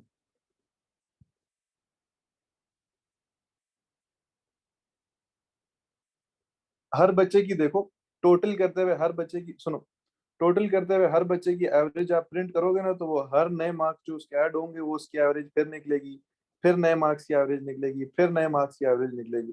समझ रहे हो, वो खराब होता जाएगा सारा। वो हर बच्चे की 4-5 दफा एवरेज निकलेगी, हमें सिर्फ एक दफा चाहिए। चलिए जी, इधर देखिए, अब हमने डिक्लेयर करना है, डिक्लेयर एक और वेरिएबल को करना है, जो कि वो कह रहे हैं कि जी एवरेज मार्क को। तो हम क्या करेंगे, इस एवरेज मार्क को भी, ये मैं एवीजी मार्क कह देता हूँ, एवरेज मार्क को भी डिक्लेयर करेंगे। और इसको भी क्योंकि हमने स्टोर करना है, हर स्टूडेंट के लिए लिखना है, तो हर स्टूडेंट के लिए इसको भी हम क्या करेंगे जी, एक एरे में ही लिखेंगे, ऐसे। और क्योंकि टोटल हमने 50 के लिए किया है, तो हम एवरेज भी कितने के लिए करेंगे, 50 के लिए ही करेंगे। और ये भी किस डाटा टाइप से बिलोंग करेगा, इंटीजर डाटा टाइप से बिलोंग करेगा। अच्छा जी, आगे आइए जरा। फिर कहते जी, और हमारा क्या था, एवरेज मार्क हो गया, टोटल मार्क हो गया। उसके बाद मुझे बताइए बच्चों, हमने जब हम उसको चलाएंगे, ये एवरेज मार्क और एरे में जब, सॉरी, एवरेज मार्क और टोटल में जब हम वैल्यू स्टोर करेंगे, तो हमने स्टूडेंट्स को भी तो इटरेट करवाना है ना। For example, for loop he use करेंगे बिलावल, देखो अभी। मुझे बताइए, मैं आपको एग्जाम्पल हमने पहले भी दी थी, कि अगर 10 स्टूडेंट्स हैं, और हर स्टूडेंट 3-3 सब्जेक्ट्स ले रहा है। पहला स्टूडेंट है वो भी 3 सब्जेक्ट्स ले रहा है, सेकंड स्टूडेंट है वो भी 3 सब्जेक्ट्स ले रहा है, थर्ड स्टूडेंट है वो भी 3 सब्जेक्ट्स ले रहा है। तो एक वेरिएबल में हम क्या करते थे कि वो स्टूडेंट नंबर स्टोर करते थे कि वो स्टूडेंट वाला लूप चले, और एक वेरिएबल में वो तीनों हम सब्जेक्ट स्टोर करते थे कि सब्जेक्ट 1, सब्जेक्ट 2, सब्जेक्ट 3। ऐसे ही है। तो हम क्या करेंगे कि एक वेरिएबल डिक्लेयर करेंगे, एक हम डिक्लेयर करेंगे फॉर द सब्जेक्ट्स, जिसको मैं SUB कह देता हूं चलो, और इसको हम डाटा टाइप किससे रखेंगे, सब्जेक्ट 1, 2, 3 की बात करूं तो हम क्या करेंगे, इंटीजर रखेंगे। ठीक है जी। उसके बाद स्टूडेंट्स को भी हम डिक्लेयर करेंगे, जो स्टूडेंट को इटरेट करेगा तो हम करेंगे जी डिक्लेयर स्टूडेंट, और इसको भी हम एज क्या रखेंगे, इंटीजर ही रखेंगे कि स्टूडेंट 1, स्टूडेंट 2, स्टूडेंट 3, स्टूडेंट 4।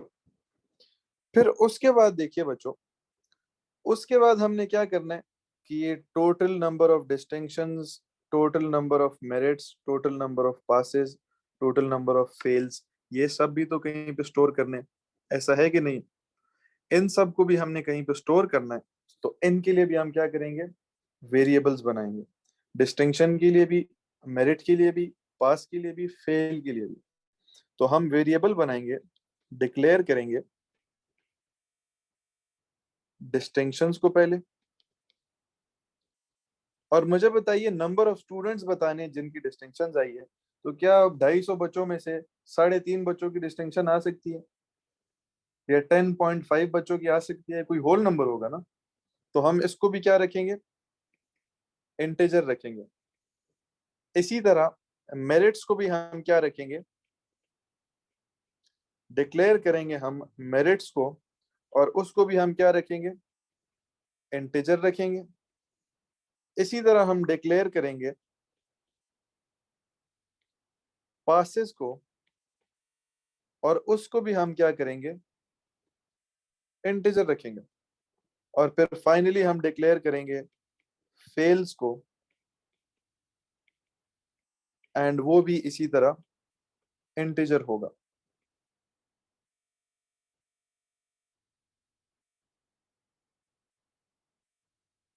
ठीक है जी। जरा आगे देखिए। नहीं खुबैब, जरा मैं समझाता हूँ ये क्यों नहीं होगा।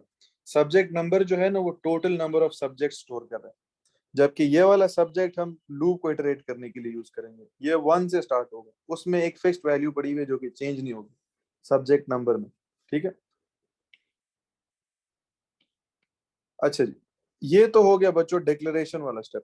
तो मैं जाऊंगा जरा अपने, जो मैंने एक लिस्ट बना के रखी हुई थी उसमें से इसको क्या करूंगा, ऐसे स्ट्राइक आउट करूंगा कि ये क्या होगा।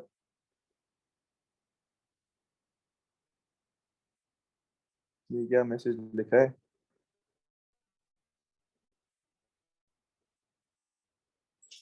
अच्छा जी, एक सेकंड रुकिए जरा बच्चों। टोटलिंग भी जब करते थे, जी जी कर दूं किसी, जो टोटलिंग हम करते थे, मुझे बताइए क्या वो भी दोनों साइड्स पे आने वाला काम नहीं होता था। ऐसा है कि नहीं। बिलावल इधर देखो, जब एक एरे देखो, एक एरे में स्टूडेंट नेम स्टोर्ड होंगे, ठीक है, उसी के कॉरेस्पॉन्डिंग एरे में स्टूडेंट मार्क्स स्टोर्ड होंगे उनके सब्जेक्ट से। तो हमने क्या किया, उसी की कॉरेस्पॉन्डेंस में एक और एरे बनाई जिसमें स्टूडेंट 1 के जहां नाम था, उसी टोटल मार्क्स वाले में स्टूडेंट एक और एरे बनाई जिसमें स्टूडेंट 1 के टोटल मार्क्स आएंगे। ठीक है। फिर इसी तरह सेकंड में क्या होगा, उसके सेकंड स्टूडेंट के टोटल मार्क्स आएंगे। तो हम वो उसको ऑर्डर में रखने के लिए हमने इस तरह किया। ईमान, आपके क्वेश्चन को मैं आंसर करता हूँ। ये देखिए जरा, इसने क्या बोला था हमें कि average mark of each student बताने, rounded to the nearest whole number. मतलब हम अगर रियल की बात करेंगे तो will it be a whole number, नहीं रहेगा। वो रियल नंबर में क्या होगा, डेसिमल नंबर होगा। इंटीजर में जबकि हमने बात क्या की थी कि वो डेसिमल पोर्शन को क्या कर देता है, इग्नोर कर देता है। तो इधर हमने क्या किया, इंटीजर में लिखा, और वो डायरेक्ट काम क्या हो गया, कि वो होल नंबर्ड पोर्शन ही आएगा। ठीक है, जरा आगे आते हैं। कमेंट्स के लिए मैंने ये जगह छोड़ी हुई है, इनमें मैं कमेंट्स ऐड करूंगा, एंड में आपको मैं बताऊंगा कि आपने कमेंट्स किस तरह ऐड करने हैं। ठीक है, पहले जरा कोड से जान छुड़ाता हूं। जरा इधर देखिए, ये तो होगी हमारी जो ये नजर आ रही थी उन चीजों की इनिशियलाइजेशन। लेकिन क्या हम टोटल को भी बच्चों ऐसे नहीं करते थे कि वो total equals to total plus marks करके? ऐसे ही है ना, total equals to total plus marks या कुछ भी होता था। तो मतलब टोटल का भी वो दोनों तरफ आता था वेरिएबल। तो इस टोटल को भी हमने क्या करना है, इनिशियलाइज करना है। लेकिन ये एक कंप्लीट एरे है, और एरे का मुझे बताइए, मैंने आपको आज भी बोला और हमने पहले भी कई दफा पढ़ा कि एरे में आपने कोई काम भी करना है, कुछ भी करना है आपने, बगैर सोचे समझे आपने सबसे पहले आपके दिमाग में ये चीज आनी चाहिए कि आपने लूप यूज करते हुए करना है। और कौन सा लूप यूज करते हैं एरेज के लिए? हम फॉर लूप यूज करते हैं। तो जब इस एरो को भी इनिशियलाइज करेंगे तो हम किस लूप के थ्रू करेंगे जी? फॉर लूप के थ्रू करेंगे। तो इधर हम एक फॉर लूप लगाएंगे, और हम क्या करेंगे कि फॉर स्टूडेंट्स, कितने हैं जी? स्टूडेंट्स के मार्क्स कैलकुलेट करें ना, सब्जेक्ट के मार्क्स तो नहीं कैलकुलेट कर ले। तो हम वो सारे स्टूडेंट के जो टोटल मार्क्स हैं उन सबको क्या कर देंगे, सेट टू जीरो करेंगे। लेकिन वो किसके थ्रू करेंगे? एक लूप के थ्रू करेंगे। यानी ये जो मैंने एरे का डिस्प्ले किया, फॉर एग्जांपल ये टोटल मार्क्स की एरे है। तो ये स्टूडेंट वन के जो टोटल मार्क्स हैं, स्टूडेंट टू के जो टोटल मार्क्स हैं, थ्री के जो टोटल मार्क्स हैं, मैं चाहता हूँ इन सब में जीरो आ जाए। तो ये हम कैसे करेंगे? एक फॉर लूप के थ्रू करेंगे। और स्टूडेंट्स, क्योंकि देखो स्टूडेंट्स के लिए हम कर रहे हैं, तो ये स्टूडेंट का वेरिएबल अब इधर काम आएगा कि for student equals to, for student equals to 1 2। मुझे बता सकते हो कितने स्टूडेंट हैं? उसने आपको बताया था कि स्टूडेंट किधर स्टोर हुए हैं। वेरी गुड, 1 2 किधर? जरा वापस एक दफा आपको मैं बाकियों को भी पॉइंट कर दूं कि उसने क्या कहा था कि जो द नंबर ऑफ स्टूडेंट्स हैं they are stored in the variable class size. और इसमें ऑलरेडी वो क्या कह रहा था, डाटा क्या है, स्टोर्ड है। तो ये 1 से लेके कहां तक चलेगा जी? स्टूडेंट्स 1 से लेके कहां तक चलेंगे? क्लास साइज में जो भी वैल्यू पड़ी हुई है। अब वो बेशक क्लास साइज में 50 पड़ा हुआ है तो ये 50 तक चलेगा, क्लास साइज में 20 पड़ा हुआ है तो 20 तक चलेगा, 10 पड़ा हुआ है तो 10 तक चलेगा। ठीक है जी। तो 1 से लेकर क्लास साइज तक ये लूप क्या होगा, रिपीट होगा। जब तक क्लास साइज में 1 भी पड़ा हुआ है तो ये कितनी दफा रिपीट होगा? एक दफा रिपीट होगा। और ये लूप क्या करता जाएगा बच्चों, कि वो जो टोटल का जो हमने एरे बनाया है उसके हर एक इंडेक्स को क्या करेगा। अब देखिए इधर हमने क्या करना है, एक एरे की बात कर रहे हैं, तो वो जो वेरिएबल काउंट को, वो जो इंडेक्स को कंट्रोल करता है उसको लाजमी लिखना है। ये चीज आपने नहीं भूलनी। और उसके बाद, नहीं नहीं, डिक्लेयर क्लास साइज पे नहीं करना था। हाँ, ऊपर उसने बताया हुआ है कि उसको डिक्लेयर भी किया हुआ है और उसमें वैल्यू भी स्टोर्ड है क्लास साइज में। ठीक है, अच्छा जी। तो इसको मुझे बताइए, हर इंडेक्स को क्या वैल्यू मिलती जाएगी? जीरो ही नहीं मिलती जाएगी? नहीं नहीं, उधर आप वेरिएबल नहीं लिख सकते था, उधर आपको कोई वैल्यू बतानी होती है। इधर की आप बात करें ना, इधर आप वेरिएबल्स नहीं लिख सकते। एरे में कभी भी आप इंडेक्स बताते हुए वेरिएबल्स नहीं लिख सकते। सीधा सीधा हमने जो स्टार्टिंग और एंडिंग इंडेक्स बताना होता है। नहीं नहीं, इससे मुश्किल क्या, ये भी मुश्किल तो नहीं है, देखो स्टेप्स फॉलो करो तो चीजें आसान होती जाएंगी। तो मुझे बताइए बच्चों, अब इससे क्या होगा कि इस जो आपका एरे है इसके हर इंडेक्स में क्या आता जाएगा, मुझे बताओ? जीरो आता जाएगा। और ये एंड किससे हो जाएगा जी? नेक्स्ट स्टूडेंट से। अब इधर नेक्स्ट काउंट ना लिखते फिर ना, ये स्टूडेंट से चल रहा है तो नेक्स्ट स्टूडेंट से ही खत्म होगा। ठीक है, ये हो गया हमारा इनिशियलाइजेशन का स्टेप। अब इधर फिर मैं 2 लाइनें छोड़ूंगा ताकि हम इसमें कमेंट्स में आपको ऐड करना दिखाऊं कि हमने कमेंट्स किस तरह ऐड करने हैं। अब मैं वापस ऊपर जाऊंगा और मैं इस इनिशियलाइजेशन को भी काट दूंगा। अच्छा, मुझे इनपुट का स्टेप बताइए। इनपुट तो उसने क्या कहा है कि सारे मार्क्स और सारे नाम और सारा क्लास साइज ऑलरेडी इनपुट हुआ है। तो यहाँ पे तो हमें कुछ इनपुट भी नहीं करना। ठीक है, हमने सिर्फ कैलकुलेशन करनी of total and average marks और ग्रेड बताना। तो इनपुट भी कट गया, एक स्टेप तो गया। अब हमारे पास सिर्फ प्रोसेस रह गया और आउटपुट रह गया। और प्रोसेस मुझे बताइए बच्चों क्या क्या करना है। टोटल मार्क कैलकुलेट करना है, एवरेज मार्क्स कैलकुलेट करने हैं, और क्या बताने उसका ग्रेड कैलकुलेट करना है। ठीक हो गया। टोटल मार्क्स और एवरेज मार्क्स का फॉर्मूला लगा के फिर सीधी सीधी इफ स्टेटमेंट्स है। किस तरह, जरा देखिए, ये स्टेप 4 पे हम पहुंचे हैं, प्रोसेस वाले। जरा वापस नीचे आते हैं, 2 लाइनें मैं छोड़ूंगा ताकि हम बाद में एक्सप्लेनेशन लिख सकें, इस कोड की कमेंट्स ऐड कर सकें। तो नीचे मैं आता हूं और प्रोसेस हम अपना स्टार्ट करते हैं। और मुझे बताइए, अभी मैंने आपको क्या बोला था,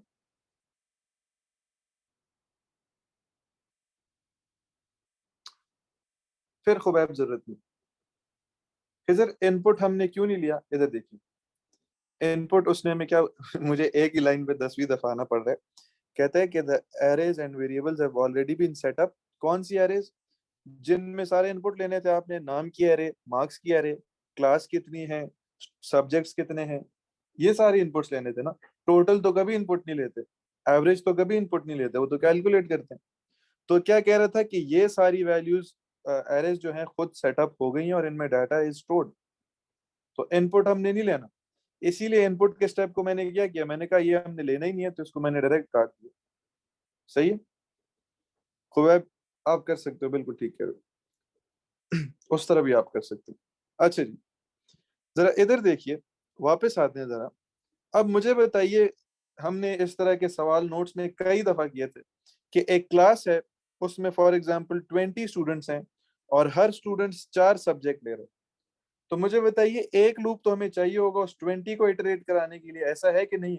कि पहले फर्स्ट स्टूडेंट के सारे मार्क्स, सेकंड स्टूडेंट के सारे मार्क्स, थर्ड स्टूडेंट के सारे मार्क्स। तो ये स्टूडेंट्स को इटरेट करवाने के लिए भी एक लूप चाहिए होगा। फिर उसी तरह देखो, हर स्टूडेंट्स के लिए 4 4 सब्जेक्ट के मार्क्स है। तो फर्स्ट स्टूडेंट के 4 सब्जेक्ट के मार्क्स, फिर सेकंड स्टूडेंट के 1 2 3 4 4 सब्जेक्ट के मार्क्स, फिर थर्ड स्टूडेंट के 1 2 3 4 4 सब्जेक्ट के मार्क्स। तो ये देखो, ये सब्जेक्ट्स भी इटरेट हो रहे हैं। तो हमें कितने लूप्स चाहिए? 2 लूप्स चाहिए। और याद है कि यही एग्जैक्ट केस हम किस में करके आए थे? वो हम नेस्टेड फॉर लूप में करके आए थे कि नहीं आए थे? नेस्टेड लूप्स में हम क्या कहते थे कि बच्चे भी ज्यादा हैं और फिर उनके सब्जेक्ट्स भी ज्यादा हैं। सही है। तो इधर देखिए, तो इसीलिए अब हम क्या करेंगे, 2 लूप्स लगाएंगे। एक लूप क्या करेगा कि वो स्टूडेंट की काउंटिंग को बढ़ाता जाएगा, और दूसरा लूप क्या करेगा कि वो सब्जेक्ट्स की काउंटिंग को बढ़ाता जाएगा। यानी स्टूडेंट 1 के 4 सब्जेक्ट्स, स्टूडेंट 2 के 4 सब्जेक्ट्स, स्टूडेंट 3 के 4 सब्जेक्ट्स, ये जितने भी सब्जेक्ट्स वो ऊपर उसने एक वेरिएबल में स्टोर किया। तो हम क्या करेंगे कि एक लूप बनाएंगे, फॉर लूप स्टार्ट करेंगे और लिखेंगे जी कि फॉर स्टूडेंट को चलाना है ना हमने, तो स्टूडेंट कहाँ से चलेगा, ये हमने एक वेरिएबल बनाया था। अब समझ आई इसका मकसद? इसको हमने 1 से चलाना है। तो हम करेंगे फॉर स्टूडेंट इक्वल्स टू 1 2 कहाँ तक चलेगा, फिर मुझे बताइए ये भी। जिस तरह ऊपर इनिशियलाइजेशन के लिए हमने चलाया था 1 से कहाँ तक चलाया था, एंड हमारा किधर स्टोर्ड है, जितने टोटल स्टूडेंट्स हैं वो किस में स्टोर्ड है? क्या वो इस क्लास साइज में नहीं स्टोर्ड? Very good. तो ये क्या होगा, 1 2 क्लास साइज। समझ गए? फिर इसके बाद ये लूप तो कंट्रोल करेगा वो स्टूडेंट 1 को, फिर अगली दफा स्टूडेंट 2 के मार्क्स, 3 के मार्क्स, 4 के मार्क्स। अब इन्हीं स्टूडेंट्स के क्योंकि मल्टीपल सब्जेक्ट्स हैं, तो बार बार सब्जेक्ट्स की इनपुट भी रिपीट होगी, यानी सब्जेक्ट की टोटलिंग भी रिपीट होगी। तो उसके लिए हम एक और लूप लगाएंगे और इधर हम लिखेंगे फॉर सब्जेक्ट। और ये मुझे बताइए 1 से लेके कहाँ तक चलेगा? इसके लिए अगर हम ऊपर जाके देखें, वेरी गुड, इसके लिए भी हम ऊपर जाके देखें तो वो नंबर ऑफ सब्जेक्ट्स किस में स्टोर्ड है, टोटल सब्जेक्ट नंबर में स्टोर्ड है। तो ये 1 2 कहाँ तक चलेगा? 1 2 सब्जेक्ट नंबर तक चलेगा। ये बात किसको समझ नहीं आई मुझे बताएं जरा, रिपीट करूं ताकि मैं, कोई ऐसा बच्चा तो नहीं है जिसको ये बात समझ ना आई हो? हल्का सा भी इसमें बच्चों आपको हेजिटेशन हो तो आपने मुझे बतानी है कि सर इधर मसला है। अच्छा जी, जरा इधर देखिए। अब क्या होगा कि अब हर बच्चे के लिए ये जो सब्जेक्ट्स इटरेट हो रहे हैं, अब इसमें उसके लिए टोटल कैलकुलेट होगा। और टोटल किस तरह कैलकुलेट होगा कि वो जो टोटल मार्क्स हैं, हमने टोटल का एरे बनाया था ना,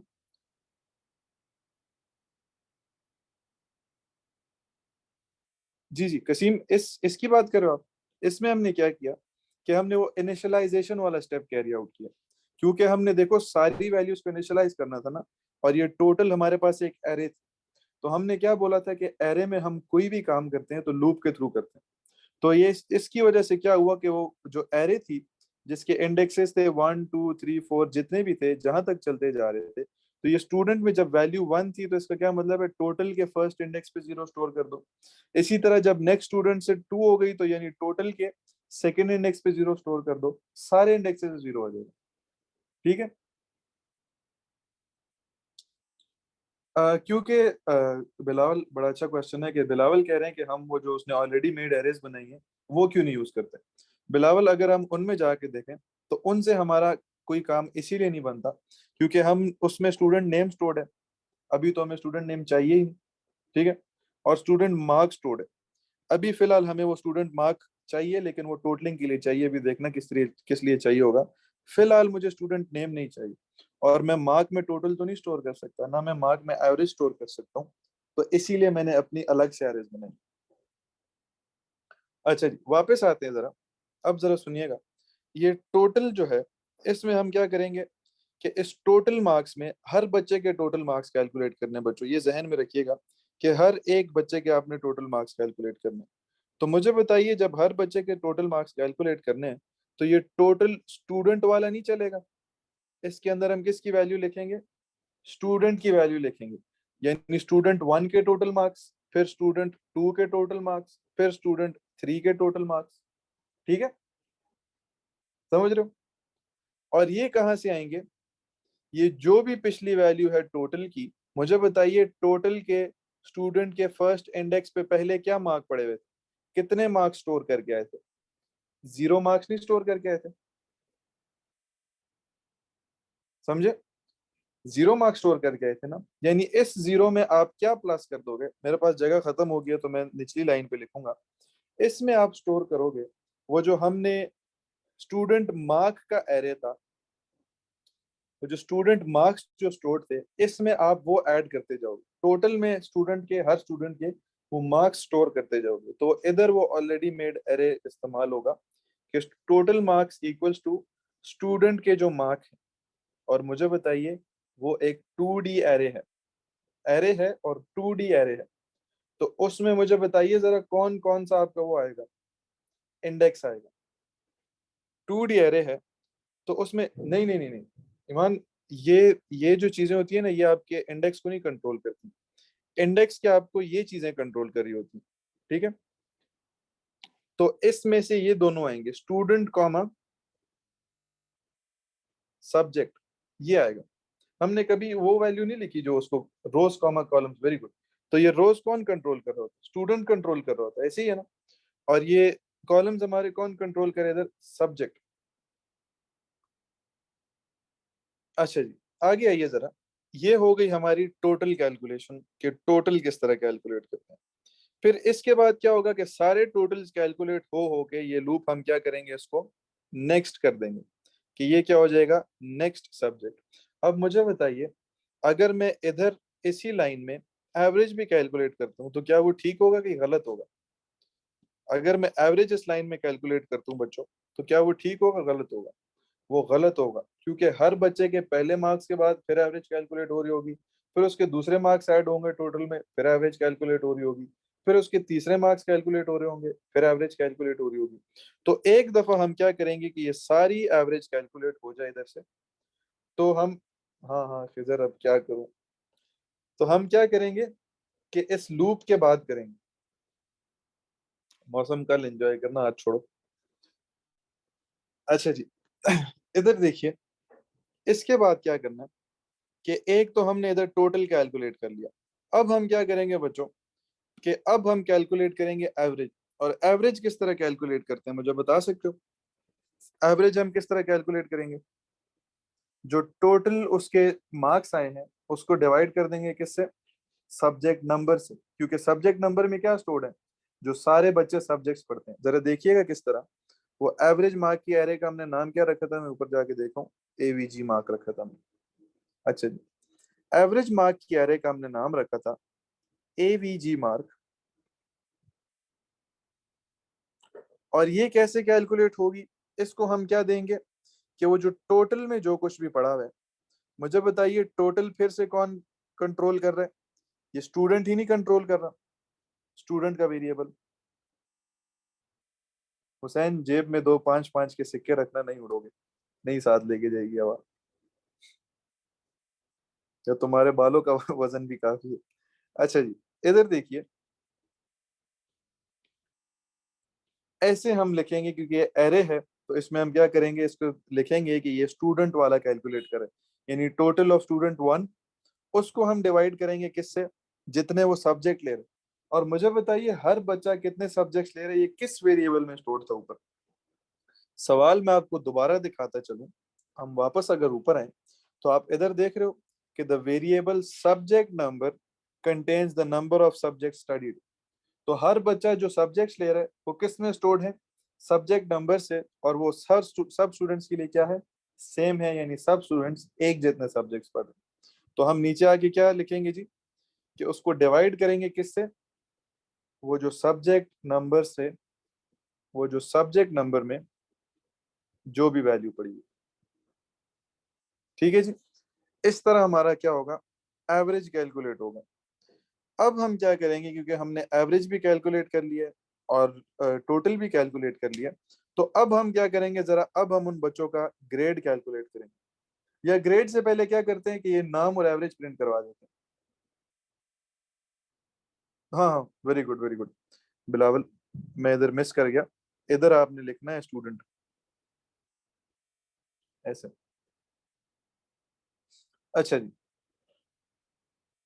इधर देखिए, अब हम क्या करेंगे कि हम जरा ये जो नेम है बच्चे का, क्या क्या प्रिंट करना है जी, ऊपर देखेंगे हम वापस, उसका नाम प्रिंट करना है, उसका टोटल, उसका एवरेज। तो ये तीन चीजों तो हम कैलकुलेट कर चुके हैं ना, और ग्रेड अभी कैलकुलेट करके साथ साथ प्रिंट करते जाएंगे। तो हम पहले इन तीन चीजों को आउटपुट करते हैं, हम लिखते हैं जी प्रिंट, या आउटपुट जो लिखते हो आपकी मर्जी। हम लिखेंगे प्रिंट, प्रिंट में मैं लिखता हूँ जी नेम, और मैं चाहता हूँ स्टूडेंट का नेम आउटपुट हो जाए। तो ये किधर स्टोर होगा, फिर कसीम दोनों के लिए फिर डिफरेंट रखना, ठीक है। लेकिन उसमें आप बता नहीं पाओगे, एग्जामिनर को समझा नहीं पाओगे कि ये काउंट किस लिए यूज कर रहे हो, स्टूडेंट्स के लिए कि सब्जेक्ट के लिए। अगर वो आप डिफरेंशिएट कर देते हो तो फिर आप कर सकते हो, वो काम बिल्कुल करेगा। अच्छा जी, नेम किस में स्टोर्ड है बच्चों, आपको याद है कुछ, ऊपर अगर आप देखें तो वो स्टूडेंट नेम कैरे में नहीं स्टोर्ड। ऊपर अगर हम वापस आए तो नेम किस में स्टोर्ड है, वो स्टूडेंट नेम कैरे में स्टोर्ड है। तो हम नीचे आगे लिखेंगे जी, आउटपुट करना है नेम, जो कि किस में स्टोर्ड है, स्टूडेंट नेम में। और ये ऑलरेडी स्टोर्ड है, इस सिरदर्दी को लेने की हमारी जरूरत नहीं। और स्टूडेंट 1 का क्योंकि नेम आउटपुट करना है, तो वो कौन बताएगा आपको, ये स्टूडेंट का वेरिएबल। ठीक है, नहीं नहीं नहीं, कसीम इधर देखिए, हर बच्चे के टोटल कैलकुलेट हुए, उसी बच्चे का एवरेज कैलकुलेट हुआ, और उसका प्रिंट होगा। ठीक है, अगर तो आप इस लूप, क्योंकि हम एरेज की बात करें तो हम इसीलिए लूप के अंदर की बात करें, हर बच्चे का काम इधर लूप के अंदर ही होगा। अगर बाहर प्रिंट करोगे तो एरे क्या करेगी, एक और लूप बनाना पड़ेगा दोबारा से इनको प्रिंट करने के लिए।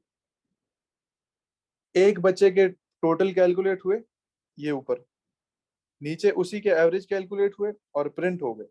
अगली दफा दोबारा लूप चलेगा तो जब ये स्टूडेंट 2 हो जाएगा, फिर तो स्टूडेंट 2 के मार्क्स आएंगे, समझे, फिर तो 1 के रहेंगे ही नहीं।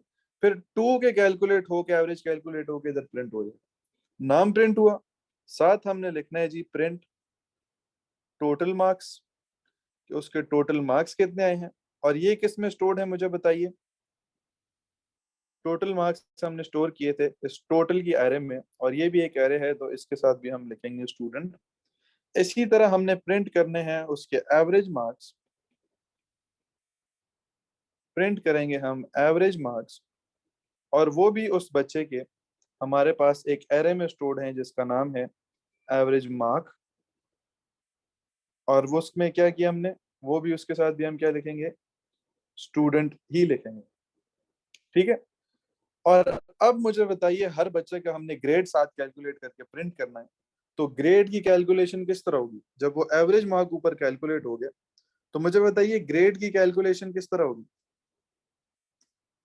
हम क्या करेंगे, इफ स्टेटमेंट्स लगाएंगे कि अगर तो मार्क्स 70 या उससे ग्रेटर हैं तो फिर ग्रेड क्या होगा जी, डिस्टिंक्शन होगा।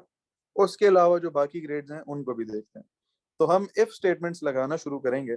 इफ से स्टार्ट करेंगे कि इफ वो जो उसका ग्रेड है, एवरेज मार्क है सॉरी, इफ एवरेज मार्क, और ये एक क्योंकि एरे है बच्चों तो दोबारा से इसके साथ स्टूडेंट लिखना। एरे एक दफा बना दिए तो अब आपकी सजा है, जहां जहां उसका नाम लिखोगे वहां वहां साथ इंडेक्स का वेरिएबल लिखोगे जो वेरिएबल इंडेक्स को कंट्रोल करे। ठीक है। अगर तो ये ग्रेटर देन इक्वल टू 70 है तो इसका क्या मतलब है, तब क्या होगा, हम क्या करेंगे, देन क्या होगा जी, देन हम प्रिंट करेंगे, क्या प्रिंट करेंगे जी, कि डिस्टिंक्शन अवॉर्डेड या ग्रेड डिस्टिंक्शन या योर ग्रेड इज डिस्टिंक्शन, कुछ भी लिख सकते हो। तो हम क्या लिखेंगे जी, चलो लिख लेते हैं ग्रेड डिस्टिंक्शन। और मुझे बताइए, मैंने गिनती भी तो करनी थी, याद है कि डिस्टिंक्शंस कितनी आई हैं, मेरिट्स कितने आए हैं, पासेस कितने हुए हैं। इधर देखिए, इधर याद है उसने में क्या बोला था, calculate and store the output the number of distinctions, passes, merits and fails. इसी के लिए हमने, याद है, ये इनिशियलाइजेशन की थी विद जीरो इन सब की, क्योंकि इनकी हमने आगे गिनती करनी थी। तो जैसे ही एक बच्चे की डिस्टिंक्शन आई, इसका क्या मतलब है, डिस्टिंक्शन में एक का क्या हो गया, इजाफा हो गया कि नहीं हो गया, हुआ ना। तो हम क्या करेंगे, इधर डिस्टिंक्शन का भी एक काउंट बढ़ा देंगे। तो हम क्या करेंगे, distinctions equals to distinctions plus one. समझ आ गई। अगर तो ये ग्रेड नहीं है तो मैं क्या करूंगा, एल्स इफ, याद है हम नेस्टेड लूप ऐसे केसेस में यूज करते थे कि एल्स इफ जो एवरेज मार्क है, और फिर से एरे का नाम है तो फिर से साथ लिखेंगे जी स्टूडेंट। अगर तो ये बच्चों ग्रेटर देन इक्वल्स टू 55 है, अगर तो ये ग्रेटर देन इक्वल्स टू 55 है and less than equals to 70 है, एंड जो एवरेज मार्क है,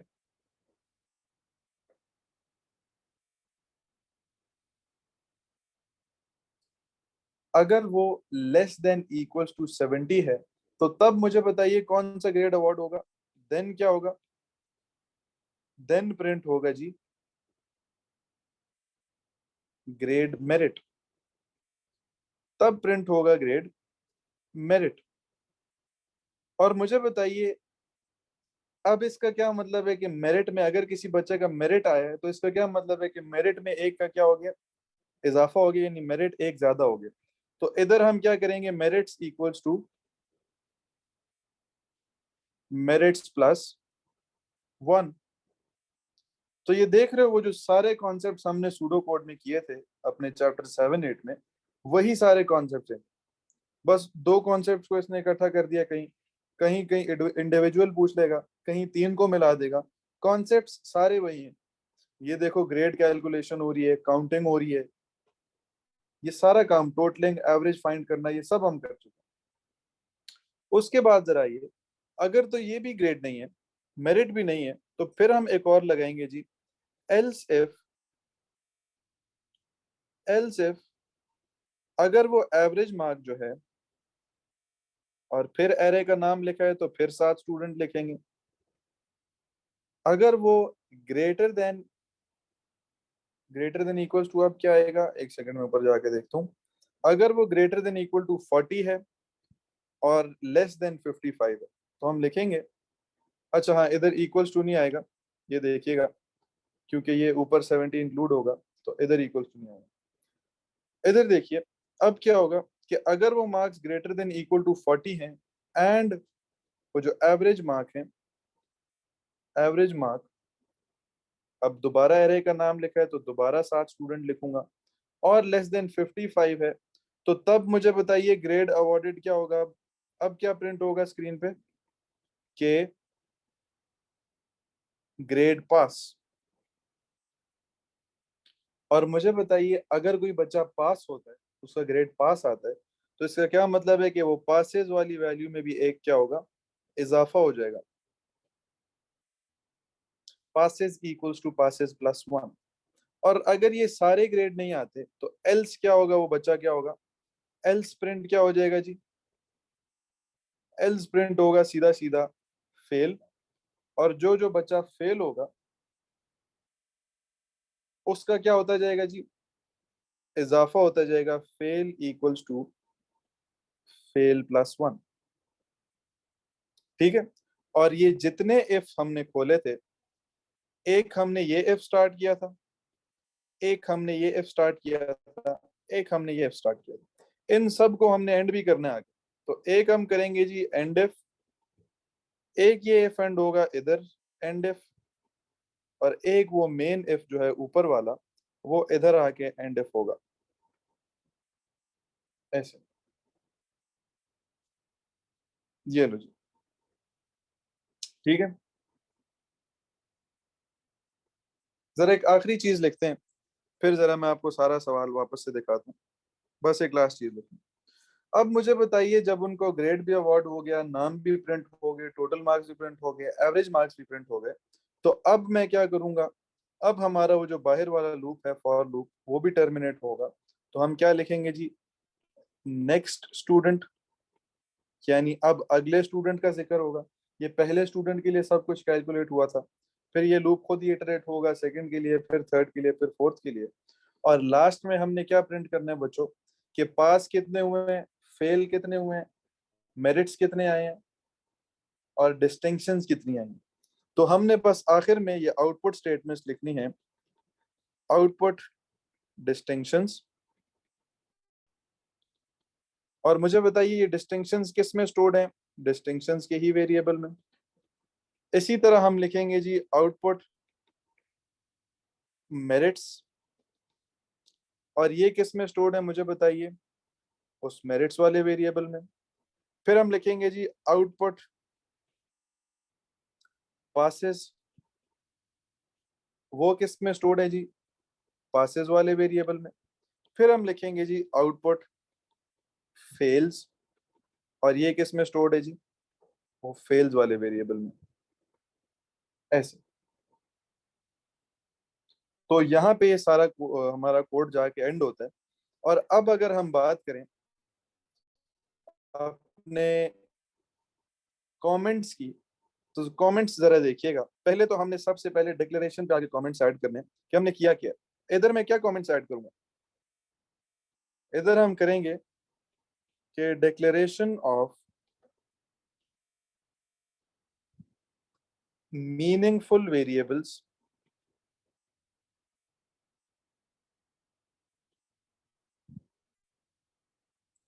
and arrays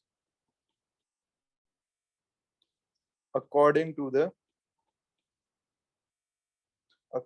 the situation।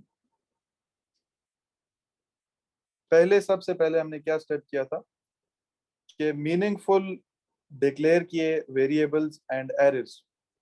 फिर हमने इधर क्या किया,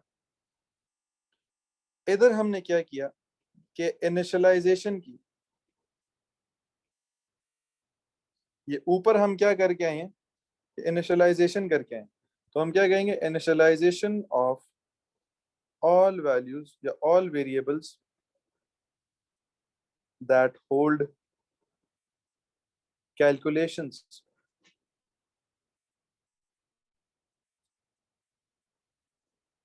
नहीं नहीं, पेंसिल से नहीं करना बच्चों, पेन से ही करना है इसको। पेंसिल से सॉल्व कर लो बेशक, जब ठीक हो जाए तो फिर पेन से कर लो, लेकिन एंड में आंसर पेन से लिखा हुआ सबमिट करवाना।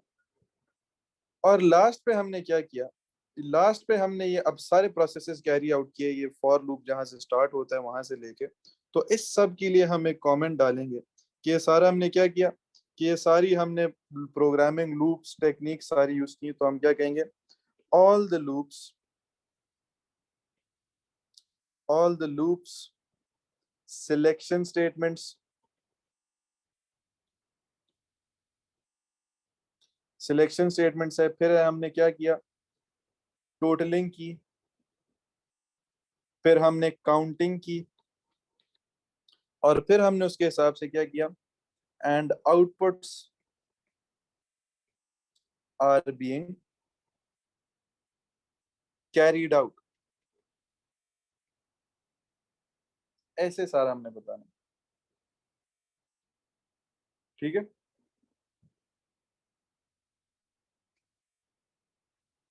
साथ साथ भी डाल सकते हो, एंड पे भी डाल सकते हो, आपकी मर्जी। ये हमने एक जो सारा प्रोसेस यहाँ से शुरू किया था, ये यहाँ से फॉर से, इसके लिए मैंने ये यहाँ पे सारे कमेंट डाल दिए कि भाई ये काम हमने किया। ठीक है, फिर उसके अलावा जो हमने ऊपर इनिशियलाइजेशन की थी, उसके लिए भी हमने कमेंट डाल दिया। तो ये देख लीजिए सारा सारे,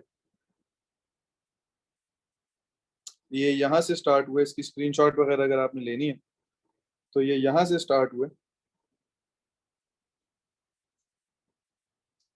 और ये है फिर ये हमारी प्रोसेस जो हमने कैरी आउट की है। फिर इसके बाद ये हमारी आउटपुट्स हैं।